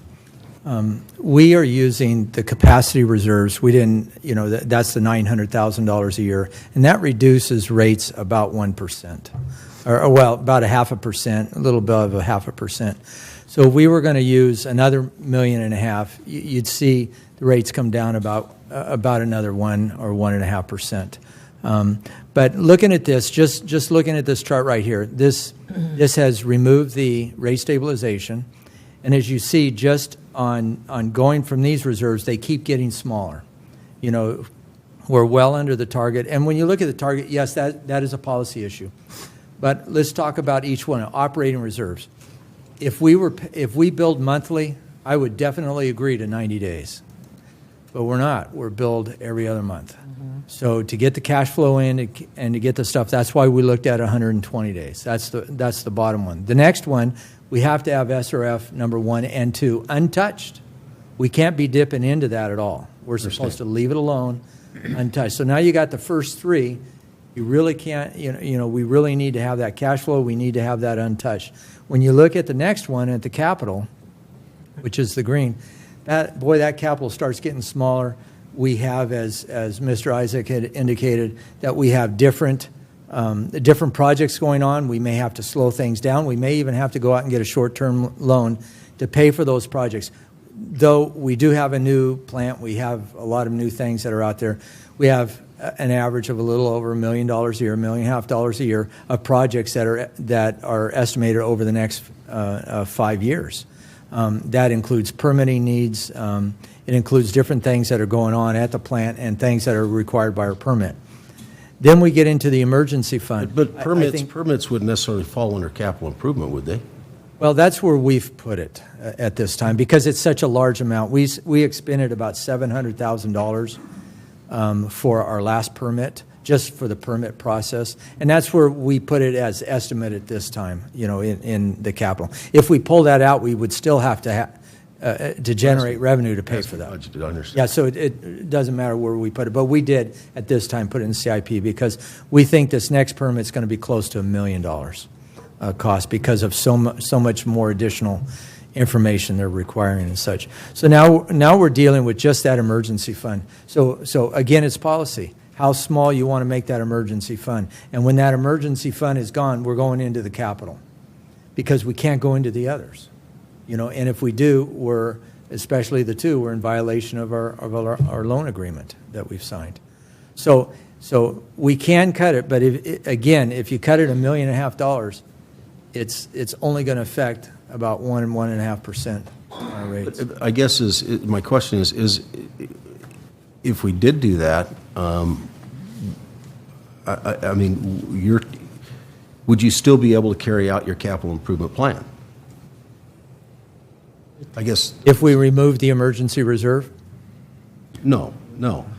Assuming you reduced, you have $1.7 million every year, or $1.7 million for the capital improvements. Is that based on your annual expenditure currently? That's correct. It's a cash in, cash out. Cash in, cash out. So it's not 1.7 million every year. It's just maintaining 1.7 million so you could use it during the year while revenues come in that year to replace it. Okay. Correct. So we're assuming we're going to spend at least 1.7 and climbing in future years. Yes. One thing I forgot to mention was I said we did some, analysis of the capital. So if we got rid of the capital target, it was around 1.6 million. Then the revenue adjustments go from 5.5% to 5% across the board. Could you repeat that again? Sure. If we get rid of the capital reserve target and say we made it 0, you still have the funds in there, and the capital is going to be using those funds over time, but it's not refilling that capital reserve. Then the benefit you get from that is you get to reduce your revenue adjustments from 5.5% to 5% each year. So you gain 0.5% each year of reduction. So from that standpoint, that's why we looked at it, and that's why we're not presenting that one. We're just presenting getting rid of the rate stabilization reserve because it seemed like the cost benefit analysis wasn't positive enough to move in that direction. If I could add, Councilmember, you're absolutely correct. It's a policy decision, and it really comes down basically to a risk decision. How much risk are we willing to take that we might have to do, some emergency rate actions in response to, an economic dip or a loss of a system component that's unexpected or an earthquake that damages a large portion of our system. So reserves are a way to have a rainy day fund for the unexpected. And we were operating without a real reserve target up until earlier this past year. And if council so wishes, we can revise those policy targets. You set them, you can change them. What we've recommended is what we think is a fairly middle-of-the-road conservative from a risk standpoint. If we, in the interests of sort of doing everything we can to mitigate potential impacts to our ratepayers in the short run, we're willing to take more risk. We can do that, and if the odds are, if odds favor us, that's a good decision. If we have some unexpected true fiscal emergencies or physical emergencies, we may look back and question the wisdom of those decisions. So we would look for guidance from council on, how much safety factor, risk factor do you want to build in to achieve maybe an additional 0.5% or 1%? Well, I'm not inclined to change anything. I'm just going to say that up front because we've already gone through it and done it. And, even living at home, you want to know you got some spare change in case something happens. That's just my 2 cents worth. Well, if the rest of council isn't interested in this, then I'll drop it at this point. I mean, I'm not going to, beat on a dead horse. I mean, there's no sense in it. I mean, to me, it made sense to take a look at it, but if council doesn't want to, then let's move on. And maybe just one more, as you're pondering that, one more, I don't want to jump ahead of the presentation, but when we bring this back in terms of sort of a recommendation on the rates themselves, we are suggesting, and in our staff report, we spent some time talking about that those be established under Prop 218 as rate caps, and that we would annually, with the budget process, look at the subsequent year based on prior years, and if growth exceeds expectations, and if costs are coming in below the targets, and we haven't had any emergencies, we might be willing and able to recommend that council waive some or all of that next year's 5%, 5.5%, wherever we end up. Sure. So this slide that's up here right now, it's showing what the reserves would look like with a 5.5 as the cap? 5.5 and with the rate stabilization fund being used. Correct. So what you're proposing then is that this first year, instead of being 8%, would be 5.5 for this first 18 months? Because it's about 18 months, right? That's correct, yes. And then the cap for the Future years? for the future years would be a cap of 5.5, That's correct. hopefully, with some, Yes. hopefully we'd be able to adjust that yearly. Okay. Yeah, I'm not really comfortable with reducing the reserves. We're already dropping them way down, and even with this, my concern was just that I thought 8% was a big hit to begin with. So if we can bring that down, I feel better about it. Mm-hmm. And, the reserves to the CIP reserves, I mean, they drop, in 2023, 24, I mean, they're getting pretty low then. So, I mean, I understand what Councilmember Campion is saying, but I feel more comfortable knowing that we have a 120-day reserve than a 90-day reserve. Mainly, for you just said, we do, we bill every 2 months. 2 months, right. 90 days doesn't, if we had an emergency, man-made or nature, or, I'm not comfortable with it. I don't think at this time. Well, and as we need a starting point. And as you said, we can always revisit.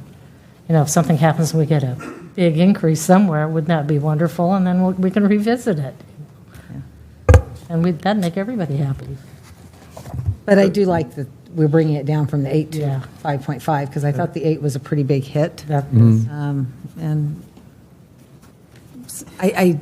And we just need to make sure that people understand that we'll review it yearly. And it's not necessarily it's going to be a 5.5, but the state required the upgrades. That was made a number of years ago, the decision to do it. I mean, didn't have much choice not to.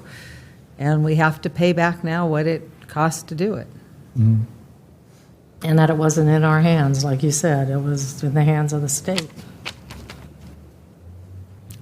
And so just to summarize, this still has the 120 days. This still has the target of your debt service requirements. It does have the target of the annual average expenses of capital, which is around 1.6 million, and then the emergency. You do see your capital go down, but then you also see it start to build up, and that's because revenues are starting to catch up to then get back to where you should be. We are going to, I do have what the rates are based on this scenario. And keep in mind that those 5%, as I mentioned the last time, is above and beyond the $15 for the SRF loan number 2. That by itself is like a 30% increase. And this is just how much more you need for your ongoing operations, your reserves, your capital. So imagine you didn't need a loan. You have your ship in good order. You need 5% revenue adjustments. And the loan won't be adjusted, right? The loan payment, when we do a 5% increase, it's on the rates, it's not on the loan payment, correct? Well, the 5% is the 5% is total revenue, and then the total revenue then converts into what the rates are. So you'll see the loan stay the same, but then the other components are going to make up the difference of that 5% total revenue need. Okay. And maybe to clarify, I think your question may be going to if in future years we readopt a indexed increase, that we wouldn't be increasing the amount that's debt service. That it would be increased if it was, for instance, a CPI-type index. This is actually moving away from that in the 5 years, that it would be set at a cap of, if adopted, 5.5% under our new recommendations. There would not be any other adjustment added to that. So the debt service would stay fixed, but our total revenue would need to grow by 5.5% to recover in a 10-year horizon. So just to make sure we understand what I'm saying, so SRF 1 and SRF 2, those loan payments remain the same. They're not getting hit with the increase, right? They're not being adjusted annually. Yes. Right, but so the fixed component and the flow component, those are making up the difference. Okay. So you look at just the total dollar amount. The total dollar amount is going up by 5.5%, but the way you really have to look at it is next year we need another 5.5% more in revenue, and we take that total revenue and we go through the same analysis, and then it sets the rates, but we're keeping the loans fixed. So that additional incremental amount of revenue you need is being put on the fixed component, and it's getting put on the flow component. So if you compare those two to the previous year, it's going to be more than 5.5% because it's taking the total load because those loans are staying fixed. But if we had an increase in revenue due to increase in housing, I mean, it would probably be Then increase you in could connections. bring it down. Then we would bring down that 5.5. Yes. Bring that down, okay. So with that, here are the rates.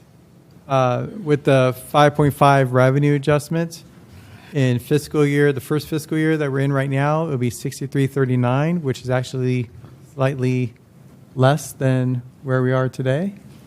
I forgot what the dollar amount was. So today it was like 64, I believe.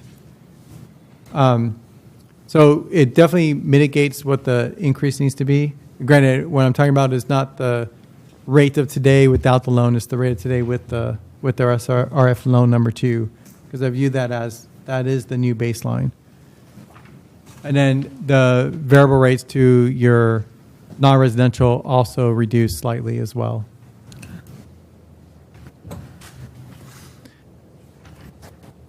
So through the 5-year period, you get up to the $78 in that final year.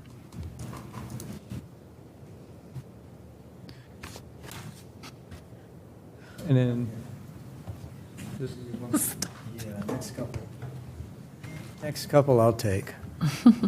I'll take the fun ones. So we were Did asked. you bring chocolate or anything? Yeah. Really? Oh, okay, just asking.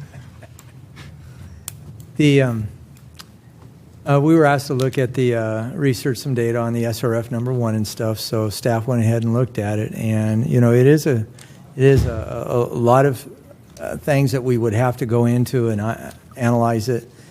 But overall, we don't know if it would justify any of our staff time doing this. We have been audited. We do have a payment schedule. We know what's owed, remaining to be owed. This rate, the new rates that we're proposing, does adjust downward because we have more people paying into it. So it takes it down, I think, another 75 cents down from what is being paid today on SRF number 1. So, we've got good records of what the state requires us to do, and we just don't see that there's anything necessary. We could do it if we're directed to do it, but it's just, we don't see that there's any value into that. It's not going to change our rates. It's not going to, change the SRF loan at all, number 1 loan at all.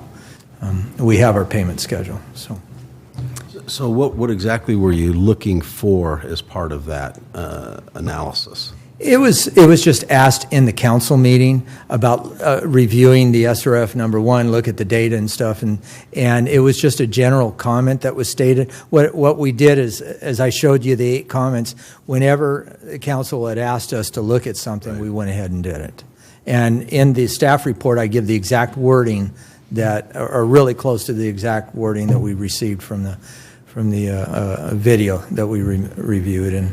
And so when you look at, I think it had to do with what did we collect every year, what did we pay out every year, and it just, this has all been underway now for about 6 years, but we've been collecting the rate. We started collecting it before that to get a reserve up so we could start making these big chunk payments of a little over $1 million, close to $1.5 million a year payment.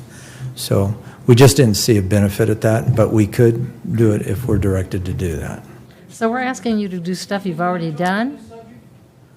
I You couldn't. did this, right? What's that? So we're asking you, somebody asked you to do stuff that you'd already done? No, they had asked us to look at the data from the SRF number 1 data. Well, I'm sure the reason Mr. Walters would like to speak on this is this came from the public. Oh, okay. And so he'd said, I would like to see an okay. analysis of how it was collected, when it was collected, what it was spent for, and we're recommending that would be probably a misuse of our current staff time, haven't opened given that we are where we are and it's all been audited. We haven't opened public comment yet. Go one slide up. Well, we'll wait till we're done, unless, Okay. is it on this, is it? All right. Council? All right, come on down. One question, that's all you get.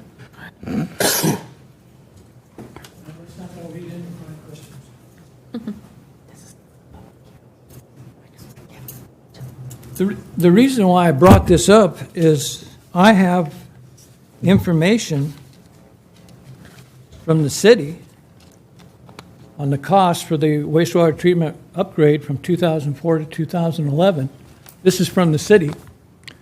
This is $23.3 million. That's what we're paying back now, that $11. Then you go further. This is from the city also. And this comes out money that we paid in for those 6 years prior to 2011 when this started. That money comes down to total of $11,258,000. This is extra money. Where did this go? It went into the reserves that you have right now. So those reserves should pay down that SRF 1 loan. or a partial part of it. It should be maybe 5 years' payment. We're not getting credit for this. We're paying 20 years for this. This is extra. If you add these two together, they're $33 million or $35 million for SRF1. What's going on? And they say they don't want to talk about it. It's too much staff time. Here's 2 pieces of paper that'll help you out.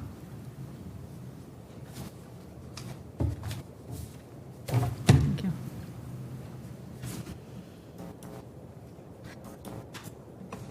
So the question, the way I understand it is, Mr. Walters believes that the reserves, there should be monies available. Is it difficult, and I think it's a legitimate question, how were the money spent?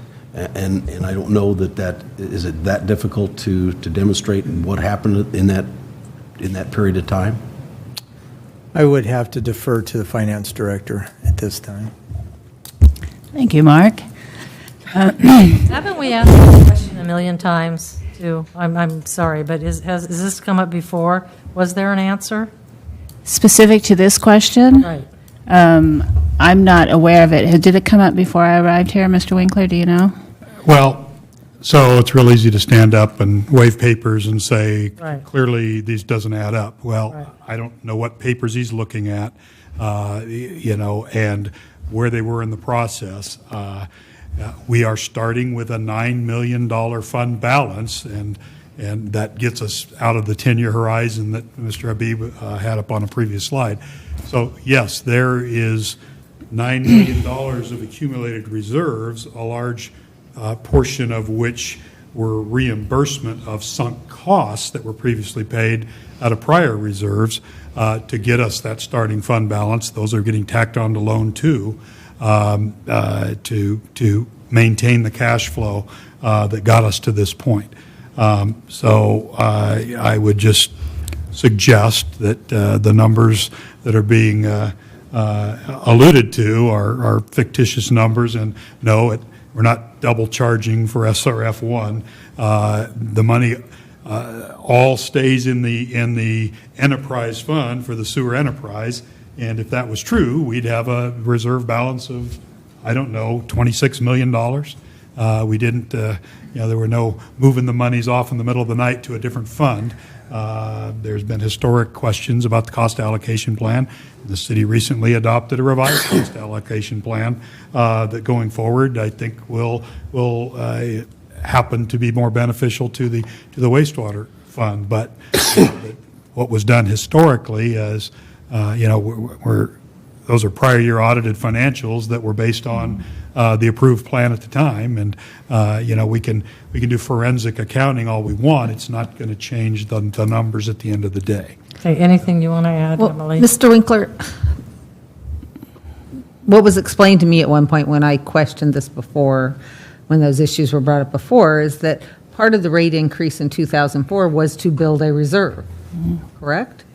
Part of it was that we didn't have the reserves necessary for the SRFs 1 and 2 at that time. That was my understanding, that part of that was to build the reserve, and I absolutely think that we needed to do that. That those weren't just built up to spend on the loan.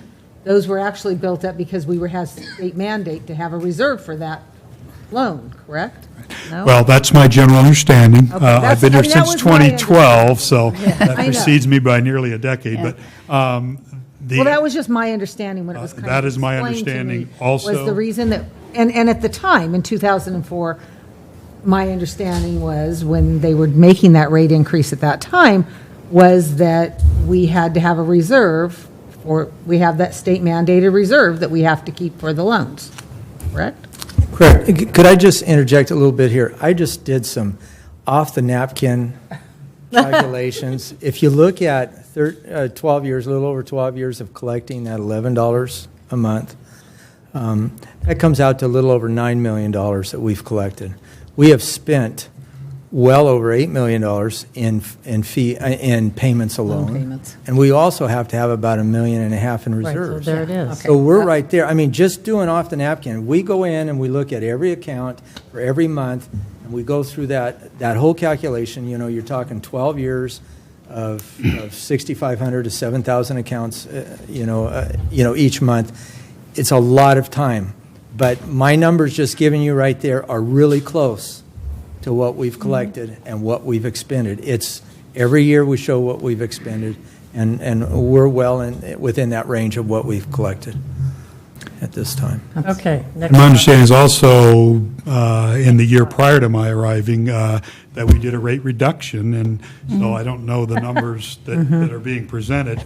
If they were the original numbers, we've lowered that. Yeah. Okay. Moving on. We did look at individuals. It was commented about individuals paying off their portion of the SRF loan early, and it is feasible, and it's a little bit of staff time, and if we do that, we do talk about in the staff report that if somebody came in and paid off SRF number 1 right now today, they'd save about $2.50 a month.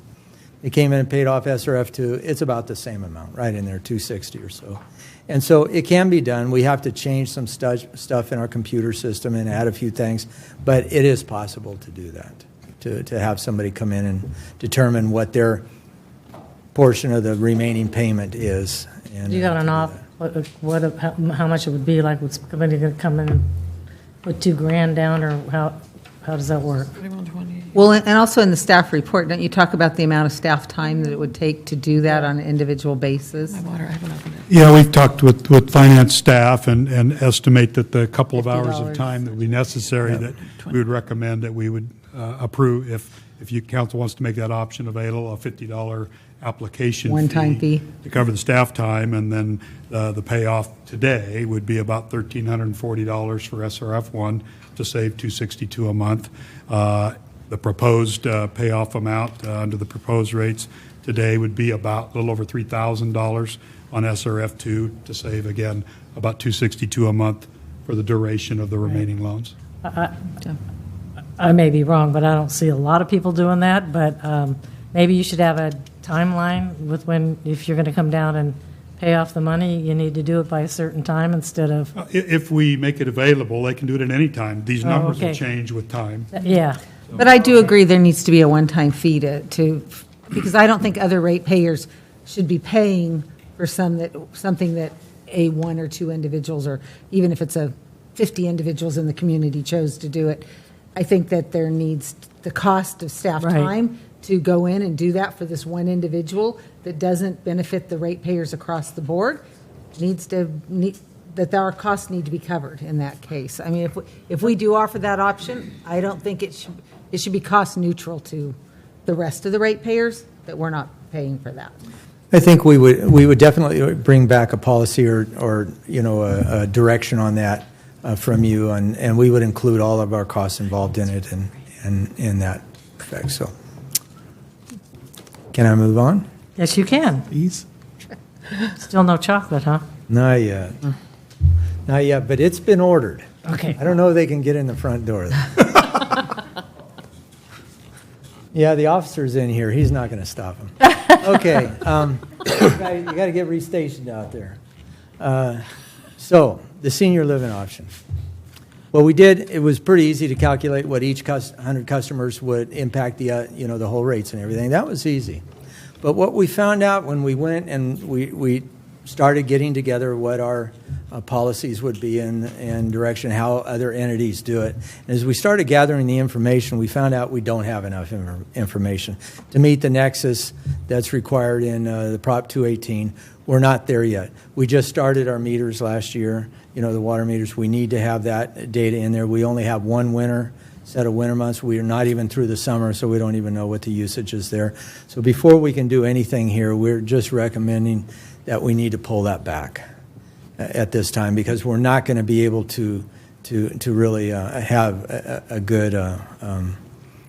good support of that information, because it's such piecemeal right now that we have. It's such limited. Yeah, and we need to be able to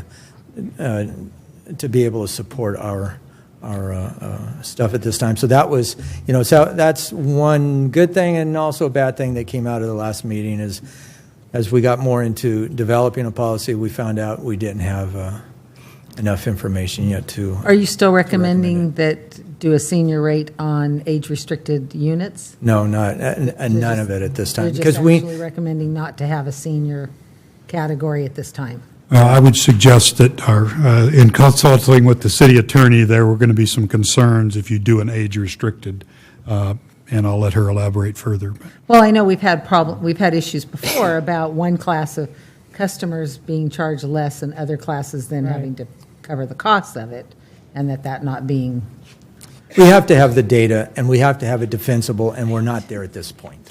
Yes, basically. under Prop 218, you can obviously charge rates by different classes and their usage, but not on the age would be a different item. So you could certainly set up, if there was an issue with folks that were having trouble paying their bills, then you could look into setting up like a low-income rate like PG&E does, but that would, under Prop 218, you can't use that, pay that out of the water rates. You'd have to use general fund money. So it'd have to be a whole separate program that we'd need to look into for that. So it started as just looking at the lower use that might be used if you had a restricted unit that only had 2 people, but we don't have enough data yet. That was part of the determination, since this is really more of a how many people are actually living in the unit. When would you have the data? I would think in about 18 months, because that would give us 3 winters and 3 summers of data. So we could have it come back in 18 months then? I mean, I'd like to see it come back. So if the data's available, I'd like to see it. So when we evaluate in the budget year for, what would that be, 2019? 2019 or 2020? No, I mean, because we're going to look at the rate every year at the budget cycle. No, but what he's saying is for purposes of the analysis, he won't have the data to analyze based on I guess it'd be a per person occupancy rather than the age restricted. So it would be based on, you'd have to have some baseline data, wouldn't you? Yeah, and one of the ways that you could do it, and we just didn't have the data for it, is to give a variable rate, based on the winter use, not on how many people are in the home, but what that home is using, what the resident is using during the winter months, and then calculate that on an annual basis and have a flat rate for the whole year. And so every year you would recalculate. There's different ways of doing it, but right now we just don't have the data. But about 18 months, I think we just couldn't bring it back, but we'd have to do a mini rate study on it because we'd have to look at because if you're changing the classes, you're adding a new class and impact, so we'd have to look at that at this time. Because we don't have that class, so we'd have to do another rate study, but not as full as we've done here. But definitely about a year and a half. We'll have Wouldn't that be about the budget cycle, about 2019? Yeah. Does council want to have that come back? I mean, I would. I'd want to look at it then, once we have some more data. okay. So perhaps we could, once we develop that data, we could bring back some preliminary analysis and the ramifications. You do have to do the whole Prop 218 thing all over again if you go to adjust it. And we'd be happy to bring back further recommendations in a couple of years when that data is available. And then we could make an informed decision at that time as to, what the numbers are trending to as to what that would look like. Okay. Mm-hmm. So did I just hear, I understand you say it would require a whole nother. If we're going to establish a new rate class okay. and then equity between the classes, we have to sort of open the can up all over We again. could look at that time whether or not that's something we want to do. But if we lower certain rates, it's going to raise other rates. Yeah, well. All other things being equal. Mm-hmm. Okay. Next. And I'm just saying, trying to think ahead. If you established well, I guess you wouldn't have justification. You couldn't justify establishing a rate class and not have a rate on it at this point in order to avoid a 218 process. You'd have to have a rate. Right. To withstand a legal challenge, we'd have to have a detailed nexus No, or yes. basis for that rate. It will be similar. Once we come back with something with the data, see, something similar to the water is that there's going to be, some people are going to be paying higher than if the rate right now, we'll just say the residential rate, as we're proposing, is around a little over $63. But you're going to find, as we review the data, there'll be some people paying higher than that and some people paying lower than that. So when you're going higher than the rate, you have to do the Prop 218, than the established rate. So. Okay.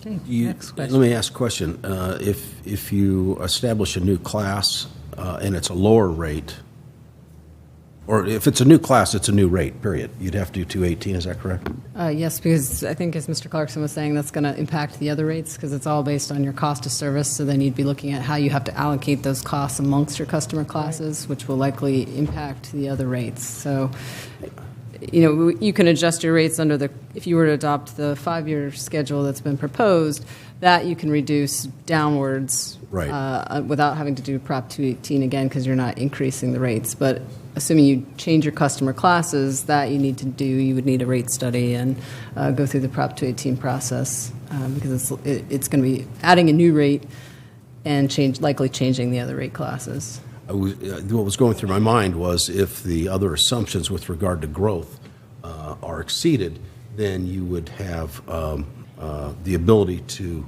stabilize or reduce the other rates, assuming sufficient revenue came in on that side based on the new class. You would just be establishing a new class and you wouldn't necessarily have to address the existing population because possibly that would be under the cap rate. It's potential. Yeah. We'll get your answer in 18 months. 18 months. Thank you. Thank you. We're yawning, so that means the next one. Treatment buy-in. This is really a 3 items here. And the treatment buy-in, reimbursements, offset of future debt service. This is going to be talked about. This is the easiest slide for me. This is going to go to the next discussion that we're going to have on capacity fees and how each of these tie into each methodology that we have. So we come up with staff recommendations. After looking at everything, looking at our reevaluation based on the last council meeting or the last study session, we're proposing to eliminate the short-term rate stabilization reserve target. That's the 5.5% rate option. Authorize an SRF, a system for an SRF early loan payoff, and defer the senior living rate implementation. And that impact, we have a new table that basically, and I've got some for the public if they're interested. That's for the dais. Does anybody in the public? Late analysis that is not in the slide. Yes. And what that shows is about a $350 reduction from our previous, $350 a month reduction from our previous July 18th. So that incorporates all the things that we talked about tonight, as far as deferring the senior living, reducing the rate stabilization to 0, and impacting our capital reserve funds.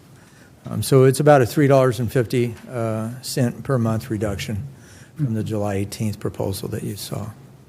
So we're here for any other questions or comments you may have. I think it speaks for itself.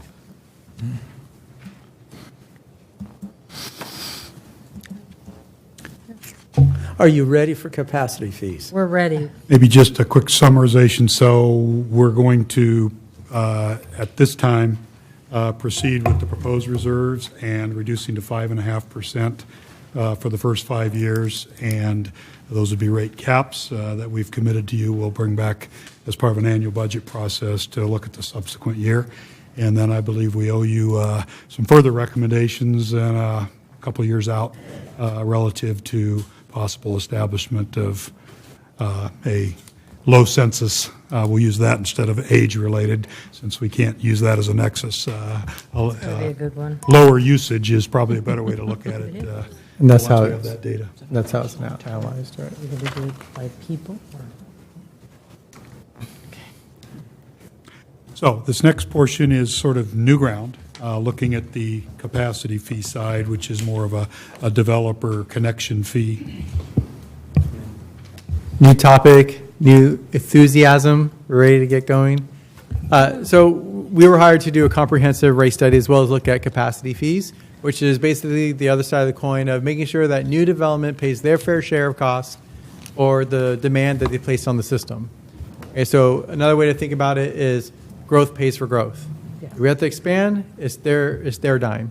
Yep. And it shouldn't be the burden of existing ratepayers. Well, that did bring a little enthusiasm. We like. Yeah, there you go. Let's hear it. Heard a crowd out there. So a lot of times they're called connection fees, capacity charges. It's similar, it's not governed under Prop 218. It has its own statutes under the government code, but it has the same type of nexus, which is the charges have to be based on their reasonable cost to serve those customers. And what primarily drives this is your master plan. What's the master plan? What's the build-out scenario? And what are the improvements you need to have to accommodate that growth? So some of the methodologies, there's a few. There's a system buy-in, there's an incremental cost method, and a hybrid. So I can go over what those main two are. For the buy-in component, that approach rests on the premise that new customers are entitled to the service that exists today at the same standard. So think about it that way. One reason why agencies would use this would be one that the system is primarily already built out, and there's not really any more facilities to build, but there's still some growth occurring, so then they buy into the system. Another example would be that some smaller agencies don't have a very sound outlook of their planning horizon, of their build-out scenario and the capital improvements, so then they rely on their existing assets and the existing customers that are connected to come up with a proxy of what's the level of service that we're providing our customers today, and let's charge that same amount to make sure we can continue that same level of service. Okay? And then also another example would be if you look at the buy-in and find that the buy-in component is sufficient to cover your future capital cost. Then it's a nice next to say, look, we're relying on our existing assets. This is a catalog of information we know, and our projections look like basing it off of that, we should be fine in covering the future capital expenses. System buy-in is very, very one-to-one. You have your capital plan, you know the improvements that need to be constructed, and then you have your projection of the amount of development that's coming online. So then you're basically taking that total incremental cost of that capital plan for growth and spreading it over just the incremental new units that are coming in. Okay, so with that, a lot of times what occurs with this is, you want to make sure your capital plan is very sound, and you want to look at, how much contingency is on there. These reasonable costs. Are you sure about the development that's going to occur? Right. How much of a variance could there be? And how far out are we looking? Are we looking at 20 years? Are we looking at ultimate demand? Are we looking out 50, 60 years? Sometimes that would cause agencies to pull back and go back to the buy-in for now until you get more closer to your ultimate demand in terms of how many more years you have left. But with the buy-in, sorry. Should I go back one? Incremental. But with the incremental approach, you're basically taking the total improvements divided by the total new development or the total new amount of gallons of flow that are going to be contributing to the system. And then the hybrid is a combination of the two. I do this quite a few times. A lot of times I do it when debt was used to finance in advance facilities that accommodate growth. Maybe there had to be some expansion of or sizing of pipes, things of that sort, and some of the debt was used for growth-related expenses. So in that scenario, a buy-in is paying back any type of debt, and then the incremental is used to pay for any future capital improvements. So there are times where we use a combination of both. It just depends on an agency basis what makes sense. Okay? So as an example, I would say in this one, you do have some available capacity in your current treatment plant. So that's something we're looking at is there should be a portion for the buy-in portion and then incremental. And then we'll look at, well, if we just go off buy-in, is that enough to cover your future capital costs? And another thing to point out, we are not just looking at wastewater. We're looking at all the utilities, water, wastewater, as well as stormwater. So we're updating all three. Okay? And then appropriate uses of those funds. You do have to have this in a dedicated account, which you do now. It can only use for future expansions. You could use it for the system replacement costs if it's associated with some of the buy-in component, and then offset a portion of debt service payments. So that's something that is a candidate as well in your case because of those loans. So existing city utility capacity fees. One thing that we did for now is, because we're doing all the analysis, but we want to look at where you are in terms of your neighbors. So what we have here is a graph of your existing capacity of your water with the 1-inch meter as the comparison. So in Galt, you are just over $2,000, and then you'll see that there's probably only one agency lower than you, Lodi, and then a residential, non-residential is higher, and then the other agencies some of them are substantially higher. Wow. One thing that's kind of unique in Lodi is that they have different rates for residential, non-residential. That's somewhat odd when it's water because typically water is based on the size of the meter. So it shouldn't matter whether you're non-residential or residential. If you have 1-inch meter, you could put the same possible ultimate demand on the system. So it should be the same. It shouldn't be driven by customer class. And then wastewater, here you're just around $8,000, $9,000. And again, you'll see where you are in relation to the other agencies. Okay? Mm-hmm. So one thing I've noticed just from initially looking at your current capacity fees compared to capacity fees I'm working on even currently is you're definitely on the low end of the spectrum. And a lot of that could be, especially like on water, you have a lot of local supplies. You have a lot of groundwater available, so you're really just developing wells as opposed to new water resources, new water supplies or recycled water, things of that sort. And then with storm drain capacity fees, you're well on the low side, especially with all the new permitting requirements. This just tells me you probably just haven't updated your stormwater fees in a very, very long time, I would imagine. That's just intuitiveness, me looking on the surface. But there's definitely a lot of new regulations when it comes to stormwater. Now, these are all fees that you pay at your building permit? Yes. At building permit stage then, okay. Essentially, they're mitigation fees. It's just that they don't fall under AB 1600, even though they follow the same similar guidelines. They're capacity fees. So another thing I wanted to look at was, okay, let's just look at the build-out scenario that's in your master plans of how many more units that are going to come online. Let's assume they pay your current fees, and we have updated master plans of the total project cost. So in doing that, your capacity revenue, you see by utility is listed first, 18 million, 56 million, 8 million. And then the capital improvements that are in your master plans, total cost, 83 million, 81.93. So clearly there's a funding gap. I mean, just water alone, can you imagine all the way through build out, you're going to collect only $18 million to accommodate the rest of development? 18 million is a pretty small number.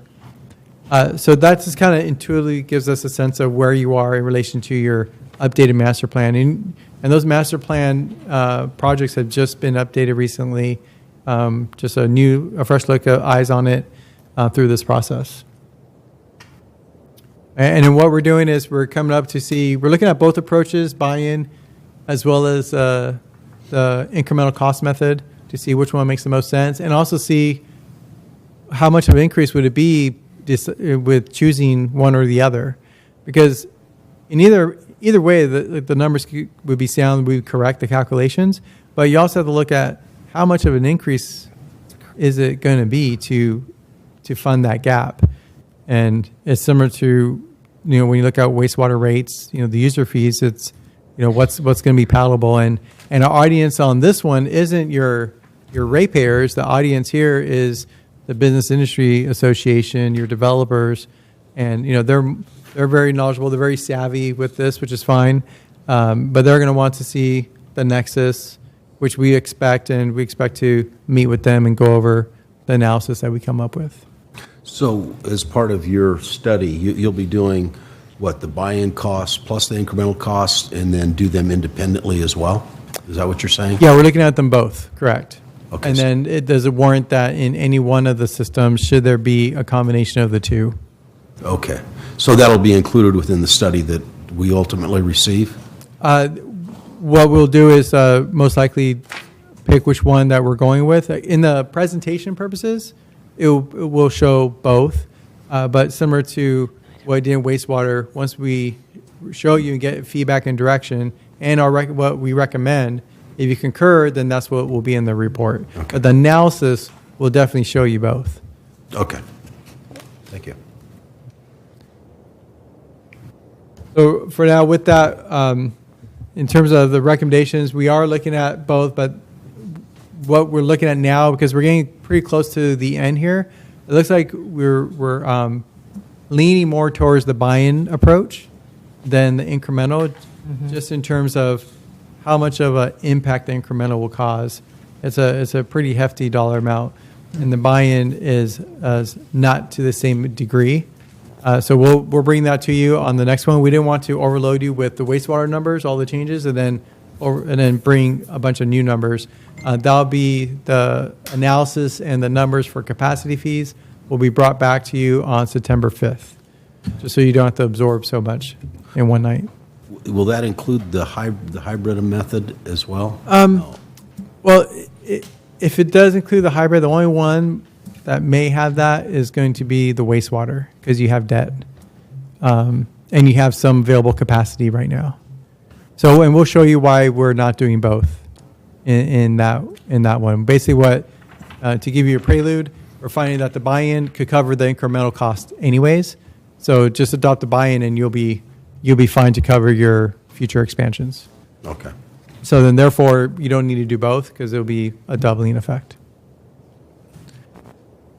And utility capacity fees for system replacement costs and future expansion, and then we'll return with the fee recommendations, just like we always do with the water, wastewater. We'll give you our experience, our expertise, and look for your feedback, and then adjust to make sure that it reflects the city of Galt and your wishes. So how was that for a quick You whipped summary? through the second There part. you go. That was pretty good. So We were counting those pages. the three bullets here are sort of where staff and the consultant, based on our advanced knowledge of what you'll see with further presentation, would be the approach. If there are major concerns with any one of these suggested directions, let us know, so we make sure we address that when we bring it back, realizing that you haven't seen numbers yet. It's kind of hard to make a judgment call Right. that way. I understand. Well, it's kind of hard to look in the crystal ball, because we're just starting all this stuff off, so we really get some of those projections. And we're trying not to totally Yeah. glaze you over with Right. overload here.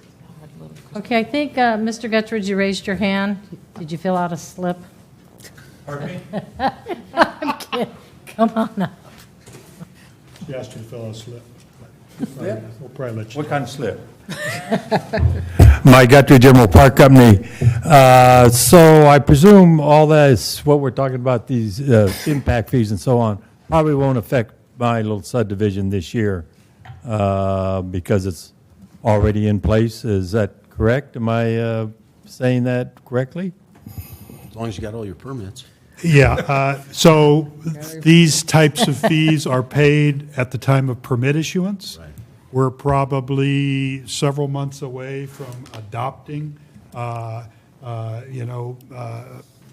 effective date on these. So it'll kind of come down to your timing. If new fees are approved and there's an effective date within that ordinance that would do that. So you're saying that a subdivision's been in place for 2 years is still going to have to pay impact fees? You'll have to pay the fees in effect at the time unless your conditions of approval were other than that. Yeah, but this is brand new. How would that happen? Well, there are fees in place today. this would be recommending changes to the fee structure. So the rates could change, they could go up, they could go down, likely going up based on some of the numbers we said. No, I don't think they've ever gone down. I've been here since 1980, and they sure, we started at $3,000, so, don't. So back to my question, though. Are you saying to me again that I will, if I get because all our stuff is, semi-custom, so it takes time to get the permit out. So you're saying that I am going to have to pay additional fees on sewer, water, and drainage, which I've already put in, and for example, the drainage is into the creek and so on. We got our own drainage. You're saying I'm going to have to pay impact fees on that? Well, we'll do whatever council policy directs, but the recommendation would be that as with any building permit you would issued in the past or in the present, you would pay the fees in effect at the time of the building permit. I think, Mike, if you look on your conditions of your tentative maps approval, you'll find a condition that says you're required to pay whatever the fees are at the time of the permit is pulled. But what I'm saying is so that not only is I'm going to have to pay, but then the new homeowner's going to have to pay the additional fee also. So we're going to get hit twice. Because whatever that fee is going to go on the sale of to the bill to the fine homeowner, correct?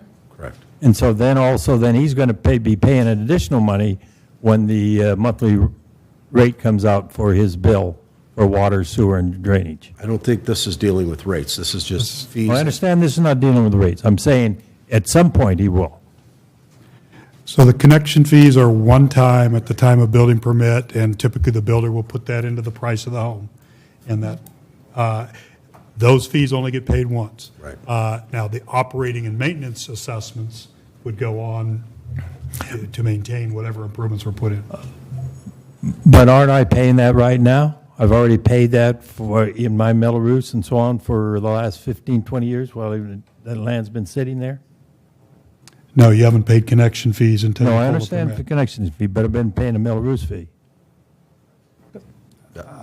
I don't know the answer to that because I'm not sure which Melrose. You're talking about the northeast area? Yes. Those are for other impacts beyond, capacity-related things. There is, as we look at, I think, in the traffic impact fees, there is a special fee for northeast because of a chunk of that Melrose fees that I believe you're talking about. I don't believe that those have mitigated growth impacts for permits that haven't been pulled yet. So I'm looking at a fee increase by September of 2017. Probably not. Probably be at least October, November.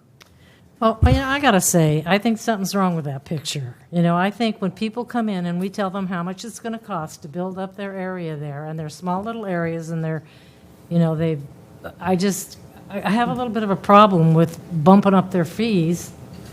I do. This has happened for the last 25, I don't 30 care. years. I have a problem with it. The That's thing all I'm well, saying. the thing of it is, by the time Mr. Guttridge knows what that fee is, he will have time to have adjusted whatever that cost is and pass it on to the homeowner, because the homeowner is the one that ultimately pays it. So very seldom does the builder end up paying this. Yeah, but we're talking about October. Well, it could be October, but then you've got to add another 30 days on that because you can't assess the fee for another 30 days even after it's approved. So, you're talking November, December. I don't know how many homes you got left, Mike, but... Well, I got a few, and that's what I'm saying.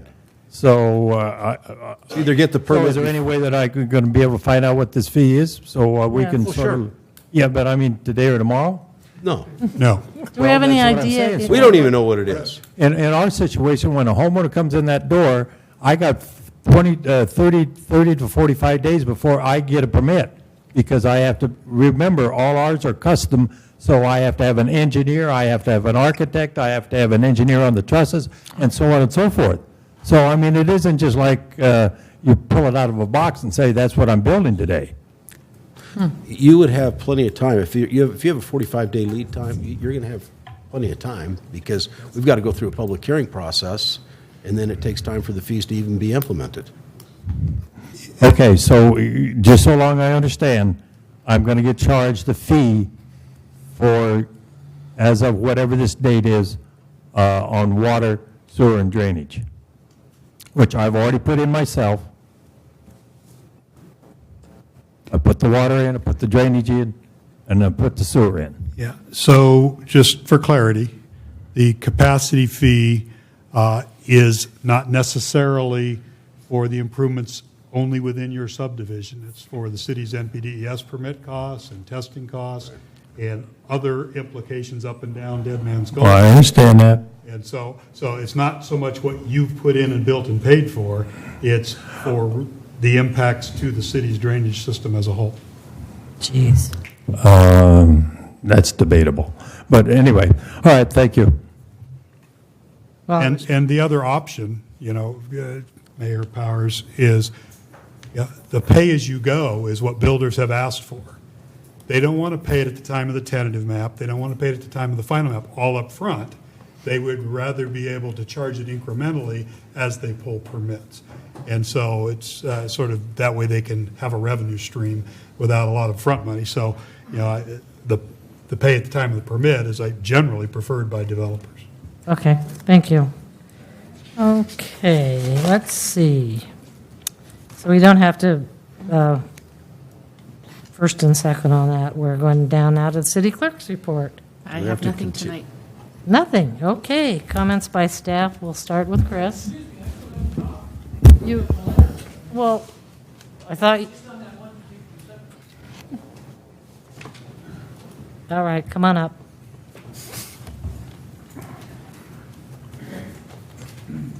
I thought he already spoke, but. I still want to beat this dead horse that we got going here. That SRF loan number 1, that reserve money that you were talking about that we collected, what was the number of that fund? Does anybody know? It was Fund 15. What did this council do? You joined those two funds together. I told you, don't combine those funds. And you did it. So now we don't know what that money's for. It's in Fund 7. If you would have left it in Fund 15, what would it be used for? Would it be used for Fund 7? Or would it be used for Fund 15? That's the question. Okay, thank you, Mr. Walters. We got the question. Can I get some kind of an answer?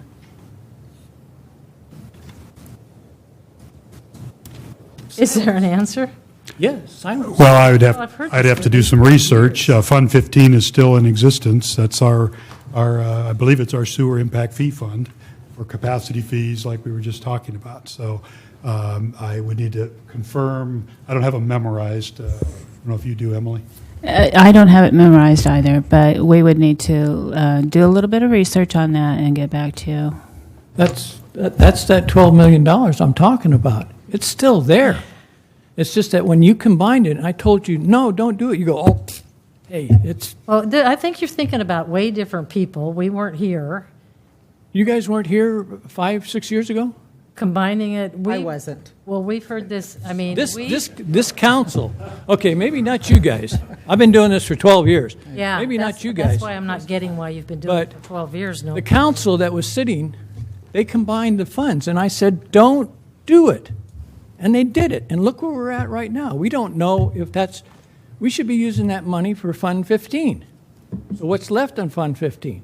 Paying down the debt Emily, service. will you please bring us back a final answer on this one? I would be happy to do that, Mayor, but that is part of the time that we were talking about earlier, Mr. Winkler and Mark were talking about. It's going to take a certain amount of staff time to do that analysis because funds were joined, and a lot of that money was used for construction and CIP. So, and then the rates were adjusted 2 or 3 times during that period. So it will take a considerable Well, the amount. basic answer that Mark has was then it was $9 million, and you guys have spent $8. Correct? And there's the 1.7. I wouldn't reserves object to or that. something. I think that's fair. Right. In a global high level, yeah, that's accurate. Okay. So how did you get the other $8 million in there? You must have spent, so that first SRF loan number one, we must have spent $35 million, and you told us it was Mayor, only maybe I going to can cost recommend 23. that staff meet and try to. Been doing it for 8 years, but okay, if you want another meeting, works for Well, me. I'm just saying Okay. maybe staff can meet. Right. Emily? I'm sorry, Mr. Palazzo, what were you saying?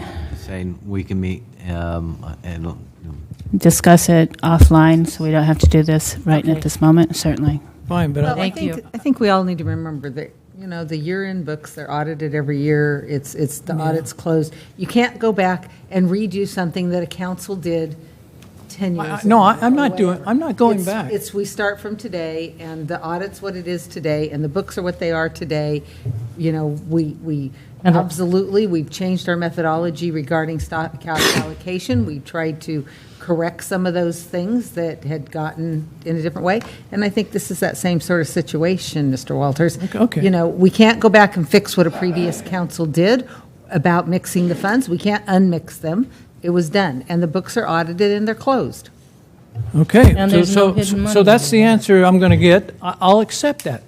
But what you have to understand is when you're sitting up there, it's very important to do the things you're supposed to be doing. And don't let staff talk you into things that you know that are wrong. That's my whole point. I agree. Well, we now- do review the audits every year. Wait, I understand that. And I'm I sure know. if there was It's like surplus it's of like me 33 beating my million, head against they'd be letting the us wall know. over there. Okay, thank you, Mr. You know, Yep. that's what it is. Thank you. Okay. Chris? Yeah, just to give you a quick update on the city annexations. I think you're all aware that LAFCO approved the Eastview annexation 2 weeks ago. So we're expecting that land to become into the city after a consideration period and a protest hearing, probably. We're estimating mid to end November when that comes into the city. So the next steps for it would really be for the developer to work on putting in the infrastructure. The city-initiated annexations, we decided to separate the industrial annexation from the Twin Cities commercial annexation. We did that because the GHG reduction plan and the 35% air quality mitigation plan required for north of Twin Cities is taking a little bit longer than anticipated. And it's proving a little bit of a challenge. In addition to that, we, as you know, we received a grant to complete the Climate Action Plan, or a CAP, and we believe once we complete that CAP, that can help streamline the GHG reduction plan and the 35% air quality mitigation plan required north of Twin Cities. So we think we can kind of get an economy of scale by waiting for the CAP to be completed before pushing forward on the Twin Cities land. And, we've really identified the need for the industrial land. I mean, there's 100 acres for sale right now. We're getting calls on it. So it was really important for us to get that annexed as soon as possible. So what we have is the environmental document for the industrial area, actually on the streets. I'm going to put a copy in your box this week and actually email you a copy to review. We're planning on bringing it to Planning Commission in September and then to you in October.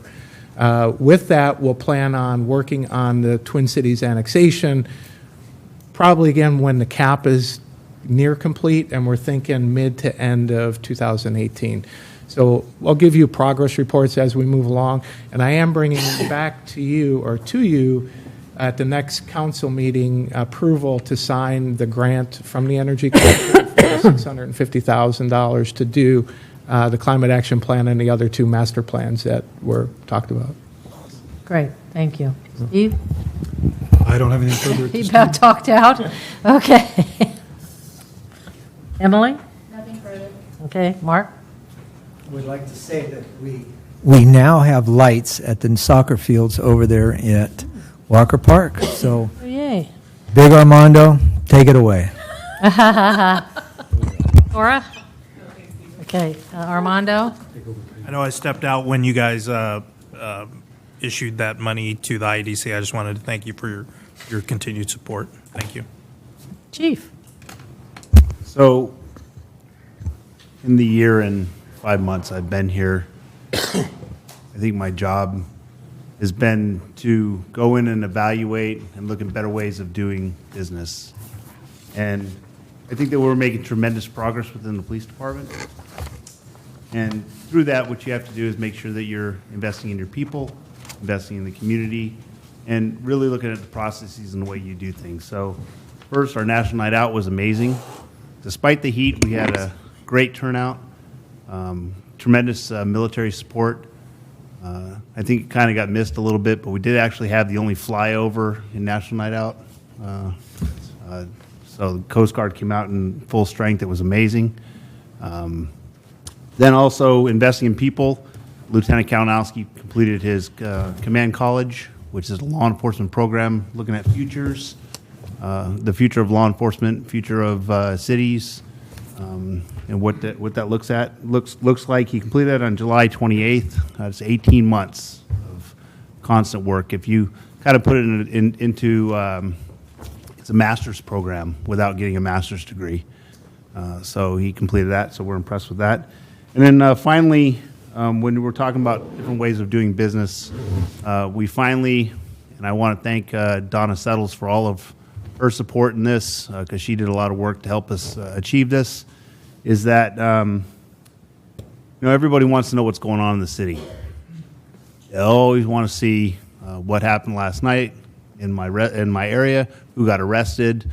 And so what we've done historically in our department is once a week on a Thursday, we put out a week's worth of information. Now, Monday through Friday, we're posting them, but 7 days a week. If you go onto our website, you can see what happened on that calendar date. So you can see all the instances.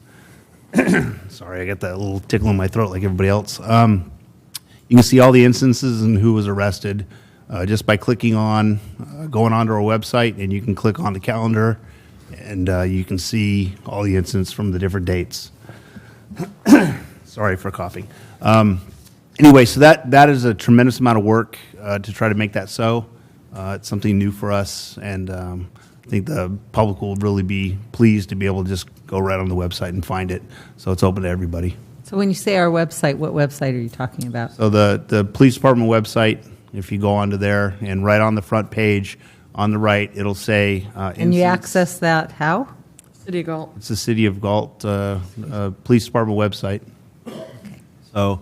And I don't then, think, it's when available we to say anybody. that, people don't know where we're talking about. I'm sorry. Yeah, it's. And there is, lots of concern in the community that they think crime stats are increasing, or that things are, you're seeing a lot of that on social media, and I'm aware that that's not true. So I'd really like people to know exactly where they can access that information. Right, no, I understand that. And so those small feat took a lot of work, and so here we are. And so what we're going to do is Monday through Friday, it'll be posted. On the weekends, we're not having anybody do it, but those dates are going to be posted on Monday, so you'll see Friday, Saturday, Sundays posted on Monday. Could you just CC us on those? Absolutely. Just make sure that we get them too, because, a lot of times we're getting asked about things, and we used to, every time something was going on that was majorly important, we used to get a email from somebody in the police department. I don't think we've been getting them lately. Now it's the only thing what we're doing is we're putting the documents together and then posting them on the website. Well, I think that we should get them first. I really do. We used to get everything. So if something, I'm not asking for every little thing if you go out and get some, but if there's something really major that's coming down, we used to get a report on it when it was going down and said, we're continuing to work on this. And we haven't gotten that for a long, long time. So I think we might be talking about two different things. What we're posting is that every little thing. Yeah. The major issues, absolutely, we send them out to you first. Okay, because we just haven't had any to send to you. Well, recently. we have had some that we didn't get on. So if you could please just redo that, I would appreciate it. I know the rest of the council would too. So just to say again, so we go to the City of Galt website. So people can go to the City of Galt website, click on the police department. Right, it's right there on the City screen for you. departments, and then click on the police department, and they would get those, and they would be able to get that information. Correct, Well, and I that's appreciate correct. that. It's put up there. If you click on, this will probably be good, just click on the incident on the right-hand side of the screen. You see the incident arrest report? Click on that. Okay. It's the top one. Okay, but this isn't showing. Then go on our- into, we started on the 10th, so you can click on any of those dates. Oh, And then this pops up, and these are the incidents that occurred that day, on that calendar day. And if you scroll all the way down, you'll see who was arrested in the city of Galt on that date. And their okay. address. Thank you. Do you want to be CC'd on those every day or no? I don't. Jean? Nothing more to add, thank you. Thing. Okay, Kimberly, what's up? Is that new? It is. Okay. Oh, I can't see the speaker at all. Oh, what is it? Yeah. So I won't get to check out the soccer fields this weekend, but I am hoping to spend some quality time at the city's baseball fields this weekend for a tournament. So I'm reporting back to Armando. But Are you playing? I am not playing. My son is playing. Come watch. I'll be cheering. Okay, we'll look for you cheering. Kurt? Briefly, at the STA meeting last week, and I did talk to Gene about this, city manager. There's a couple of programs out there that I think we need to look into, and I think he may have talked to Public Works. There's a neighborhood shuttle program that was part of the original Measure A. They've got some money, they need to spend it. So hopefully, staff can get in touch with them and see if any of that, if we could use any of that money down here for implement a program. Also under SB1, there's some grant funds out there. I know that's a little bit more complicated, may take some staff time, but it may be worthwhile as well. I think there's $100 million available just in grants. And then lastly, there have been some people asking whether STA is going to put another measure on, whether Measure A, Measure B in next year. No decision has been made, so kind of holding off at this point. Oh. So, that's it. Okay, Paige? Not a lot happening, except the Youth Commission has new officers, and come to the Heritage Festival on September 9th. You'll be there, right? Yes, I will be there. Lori?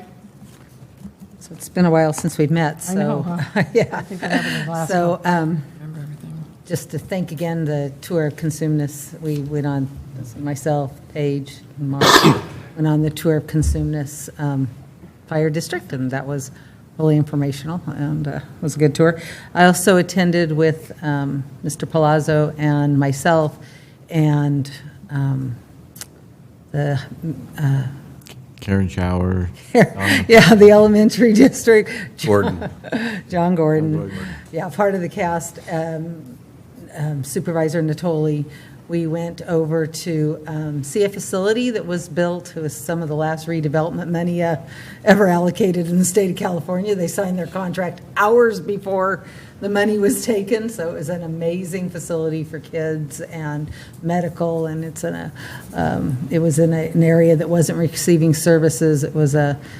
But it was an interesting idea about a county coming together, trying to bring services to a community. So we're going to meet again. They're going to schedule a cast meeting, Kurt, so we can meet and discuss what we saw. I think everybody was, it was a joint usage. I mean, it was the school districts coming together with the county, with the, really, it doesn't look like their city did much, but in our case, it would be that kind of thing.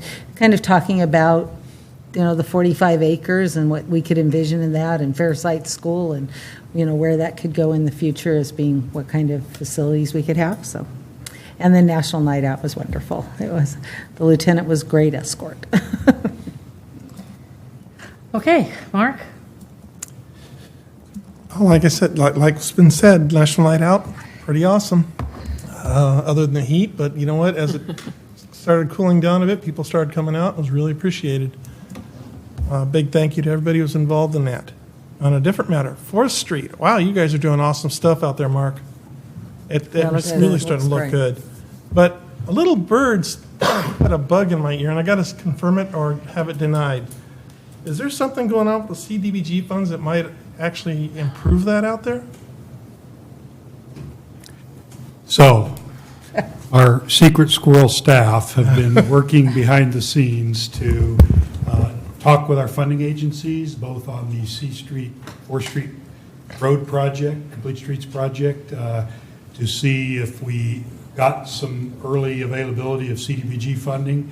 Would they allow us to do a change order to the current contract to accelerate parking lot improvements?